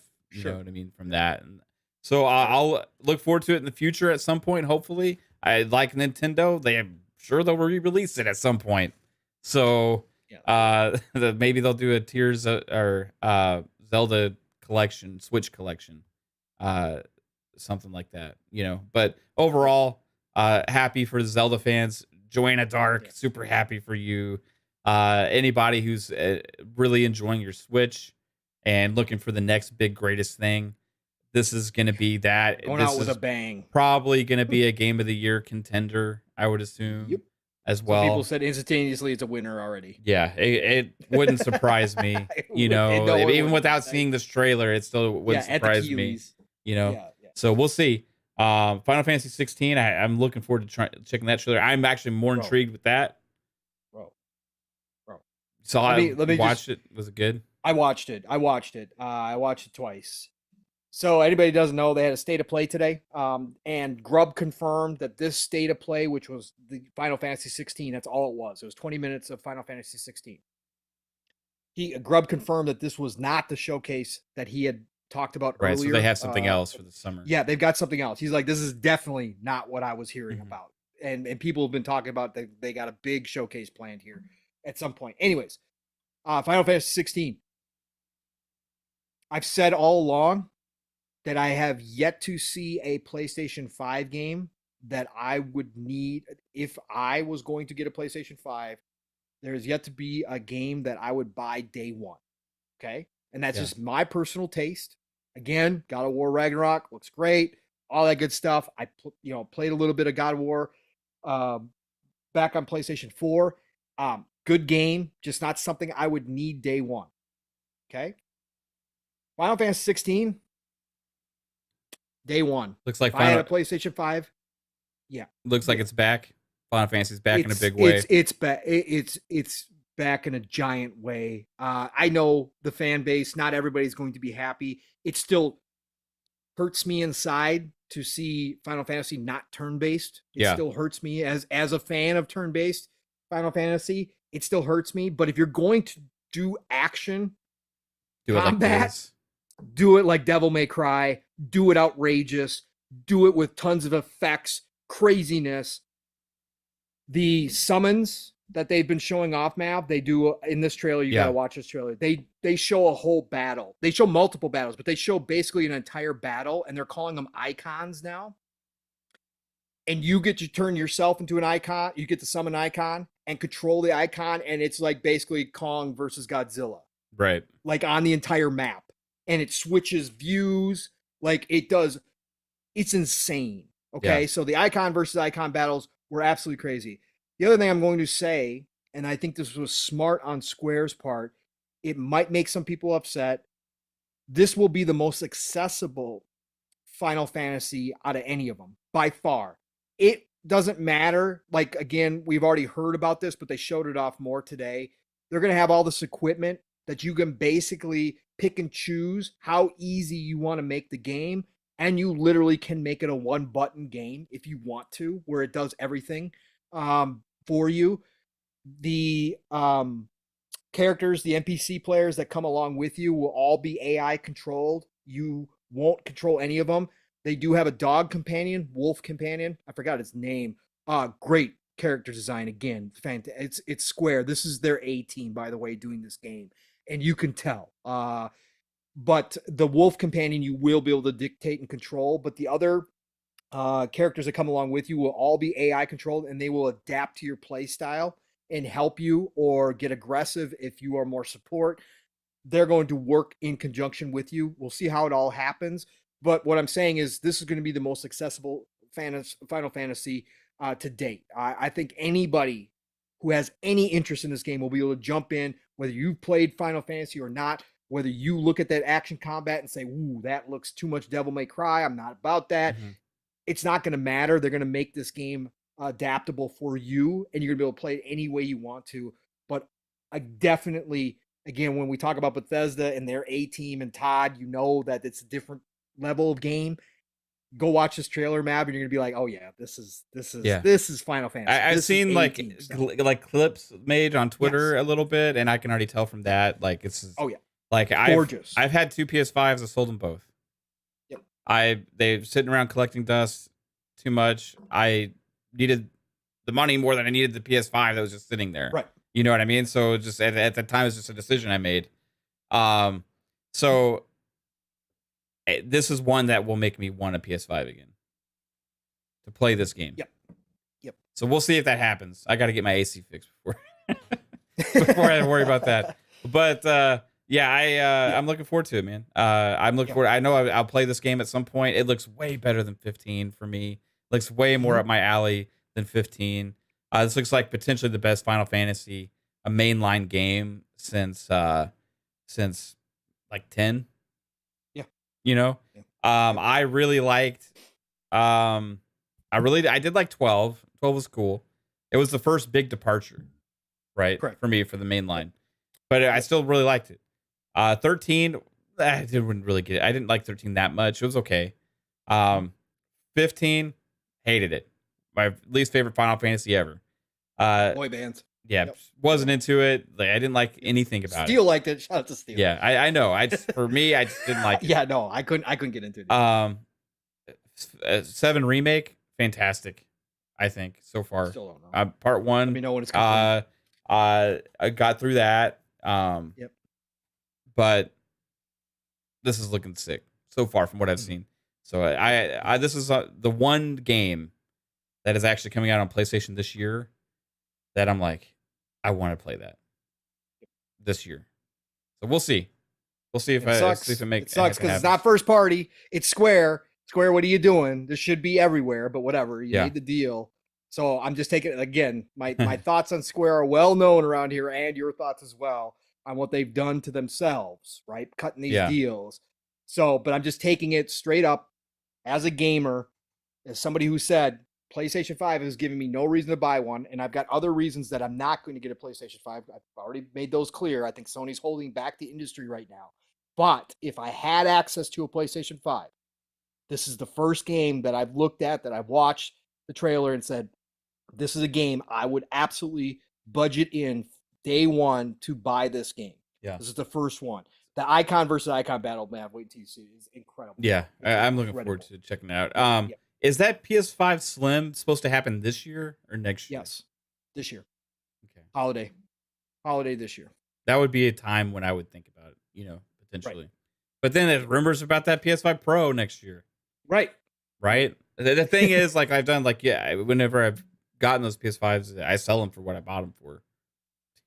So it's like not really losing anything. I just rented the console for a while, pretty much. Yeah. But anyway, I'm looking forward to it. We'll see how it goes. Incredible. Real quick, Diablo 4. We got some news this week of Diablo 4. Rod came out and definitely set expectations because there were some articles being written that were a little misleading as far as what the information was, and he said they're going to talk more about it. But the latest information that kind of everybody's kind of settled into is that Diablo 4 seasons will consist of a battle pass, okay, that will take around 80 hours to clear, and story content that isn't at the level of like a fully fledged new campaign will also be included. So they're going to add little bits, little cinematic things, probably. Yeah, the new initial, and he said they're going to introduce like new mechanics and things to the world through them. The initial reports were every season is going to have a new campaign. Like that was the initial reports, and Ferguson came out and was like, "Yo, wait, no, we're not doing that. We're not going that route." But there is going to be new story elements coming with each season. But each battle pass will take 80 hours, so definitely a lot of value in them. If you don't do battle passes, totally understand. Again, they're going to have a free one. They're going to have a premium one. It's going to be the same. Again, it's going to be all cosmetics. So if you're not into buying them, you don't have to at all. But definitely in an interview with PC Gamer, Associate Game Director Joe Pipioria said each season's battle pass will consist of around 80 hours of gameplay. Quote, right now, the battle pass, when you are figuring in completing the season journey alongside doing any other content in the game, you're looking at roughly 80 hours worth of time invested to complete the entirety of a battle pass. To level a character to level 100 could take a little longer than that based on how you play. So, and then in a separate interview with Game Informer magazine, Pipioria said each season would have story content, something that franchise boss Rod Ferguson came out and attempted to downplay on Twitter. In a tweet headed "Managing Expectations," Ferguson said, quote, "Going to talk about seasons and expansions a lot more later, but I'm seeing some people misinterpreting the Game Informer article. The story that Joe refers to in seasons are new quest lines that help to provide context to new seasonal mechanics, not a new campaign." Ferguson then confirmed to a follower that the new quest lines would be available as part of the free path in each season and wouldn't require players to buy the premium battle pass to access it. So there you go. So Diablo gonna get bigger and bigger and bigger. Yeah, bigger. Probably the biggest value in gaming this year, outside of Starfield. There's a handful of games that could have come out this year, and that's one of them. That's all I would have needed. Yep, exactly. That's Starfield, and I would have been set for the entire year. Yeah, and years. A couple of the RTSs. Yeah. Yes, years. Yes. Yeah, we're eating good, Pong. We are, sir. We are. That's 100%. Let's get to the super chat before we head out of here. Yeah, go. Spooky. hit us with a 15 Australian dollars super chat. Thank you to my dear friend from down under. Says, amazing show, brothers. Appreciate you both. Keep it real and keeping the same energy. The Fun Speculation Network is one of the best out there for content due to y'all being breathtaking. Much love, brothers. I appreciate you, Spooky. Thanks, Spook. Yeah, we don't really, you, you know, the whole bit Pong put on at the front of the show is because, you know, people, like, whenever you have an opinion sometimes that people don't like, they just call you fake or crybabies or all this kind of stuff. The thing is, like, on this channel, like I've said from the get-go, we just say how we feel. You know what I mean? And some people aren't going to like it. You know what I mean? And I know that going into it. And it just is what it is. I don't want to lie to you. You know? And if Pong doesn't either, none of the panel members here want to lie, because we'd be coming across as fake if we said stuff that we didn't mean. And sometimes we get things wrong. And that's another thing about us, is we're not afraid of being wrong. That's why we come out with some of this crazy speculation and fun stuff that we do all the time, right? But we're not afraid of being wrong, and we're not afraid of saying how we feel, right? Most of the time it's positive with Xbox, sometimes it's negative, and it's funny how, you know, some people just can't stand listening to any criticism whatsoever, right? And that's fine. If that's you and that's the kind of content you like to watch, and all positive, and you like to live in that rainbows and roses world and put yourself there, and you do you. Much respect to you, and that's fine. But I'll just tell you, like, occasionally there's going to be times where we go off on things like this, and because we do keep it real here, and it's just when we have these fun jokes and or whatever we always do, and that's us being who we are. When we're talking about Redfall right now, it's who we are too, you know? So it just is what it is. Nothing fake about it.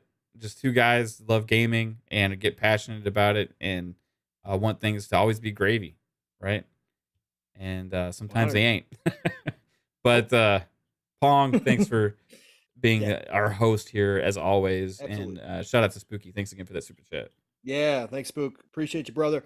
Real quick, Ravenlock, small indie game. A lot of people are looking forward to, not to be confused with Raven Watch. That's another game I'm looking forward to. There's two Ravens, but Ravenlock got announced Game Pass May the 4th. So we got another game coming to Game Pass on May the 4th. Ravenlock, look it up. Looks really cool. I'm interested in that one as well. What a great show. Again, we had some fun with it in the beginning. Yeah. We are just two big man babies that cry a lot and scream a lot and do all that good stuff. But as Mav just got done saying, it's all real. And if you guys take it that way, nothing I could do about that at this age. Honestly, I don't care what anybody thinks. I'm coming here to talk. Like that's what I'm going to do. And if you enjoy it, I want you to be here. If you don't enjoy it, again, I'll never tell you you should be listening to us or you have to listen to us. That's just stupid. Okay. That's dumb. Plenty of other places to go listen to content, but we appreciate everybody that comes here, and we hope that you appreciate and that you just don't, again, criticism and bad news are always the loudest to people and the easiest to remember. But again, if you've been watching me and Mav or any of the shows on Fun Speculation Network or me and Steel and Living Split Screen, we have a ton of praise and talking about games. Yeah. And talking about all the good stuff about this industry. Again, I'm the dude who's been saying since I started here, and Mav and I had these conversations even prior to me podcasting, but I ran with the tagline, it's the golden age of gaming, right? I mean that. Like, this is the best time ever to be a gamer. But we are going to say our piece when it comes to criticisms, but we praise and talk good stuff a lot on all of our shows. So hope you all enjoyed this one. Looking forward, again, if you're looking forward to Redfall, you love the 4K 30, hats off to you. I can't wait to see your game play, and I can't wait to see your screenshots, and I can't wait to hear you talking about the loot, because I'm going to get excited for when that patch comes and I jump into that game. So hats off to you. For everybody looking forward to May 2nd still, listen, play your heart's content. Let me know what you're thinking about it, because when that 60 frames hits, I'm going to be in there. Mad's going to be in there. We're going to be playing the hell out of it, and I can't wait to see how they did, because I love Arcane. So hats off to all of you that are still going to play it on May the 2nd, and I hope you enjoy the hell out of it, and I hope the rest of the game is polished and it looks great and it plays fantastic, because that's what I want from Arcane. I want Arcane to have the biggest game they ever have. just wish the 60 frames was there because I think that would have helped them a lot. But that's the last bit on that. Thank you all for being here. It is Thursday, April the 13th. This has been another episode of PM in the PM. Respect you all if you're listening to us in the future. Love you all no matter when you listen to us. If you've been lurking the whole time, don't care. All the same to all of you. Mav, we got another show tomorrow night, brother. Xbox Ultimate. What else we got coming up? What you got going on? We got Xbox Ultimate tomorrow night at 10 p.m. Eastern time. I'm sure we'll be talking about some of this, some of Ubisoft Plus, some of the topics. Maybe there'll be some Friday news as well. We'll just have to wait and see. But looking forward to that with all of the Fun Spec fam there Friday. And other than that, we got Mondays FSP on 10 p.m. Eastern every Monday, and then back here on PM in the PM on Thursdays. I also want to show again, hey, my beautiful wife Caitlin worked on our merch shop, so we got merch up there on the channel there. If you're interested in anything, just check out the link below. I got some stuff coming my way, so hopefully I can show it off soon whenever I get it. But thanks again, everybody, for tuning in and all the support. You guys rock. Again, any of the support you've ever given us is always appreciated, never expected. And that just means even showing up just to say hi and chat. So you guys rock. Pong Soul, what you got going on, bro? Absolutely. I hope you all enjoyed watching Mav melt in his AC-less home. He looks like an ice cream cone right now. I feel bad for the dude, though. Anyways, great show, everybody. Love you all. Pong Soul Xbox, Pong Soul on Twitter. You know the drill. Be there tomorrow night for Xbox Ultimate. Last week was nuts.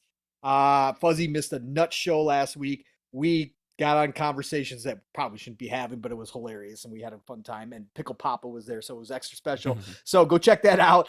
We're going to have a fun time tomorrow night again, like as Mav said. Saturday mornings, it's Living Split Screen. Split Screen's all one word. Myself, my brother from another Steel Rain, we are going to come with the big opinions on Saturday. It's not going to change. Steel said a lot today on the show with Boom, but him and I together probably have some rants in there on Saturday. It's going to be fun. 10 a.m. Eastern, 9 o'clock Central Time. Buckle up, 3+ hours. Living Split Screen. Bring a friend, tell a friend. We are on mission 1K. So if you have not subscribed, please go check it out. And if you like what you hear, subscribe. We're not one of those channels out here begging or paying or trying to just have anybody subscribe. We want people who are honestly interested in our content there. So please go check it out Saturday morning. And then, of course, Saturday night, it's the Shop Podcast, PTK Blam's channel.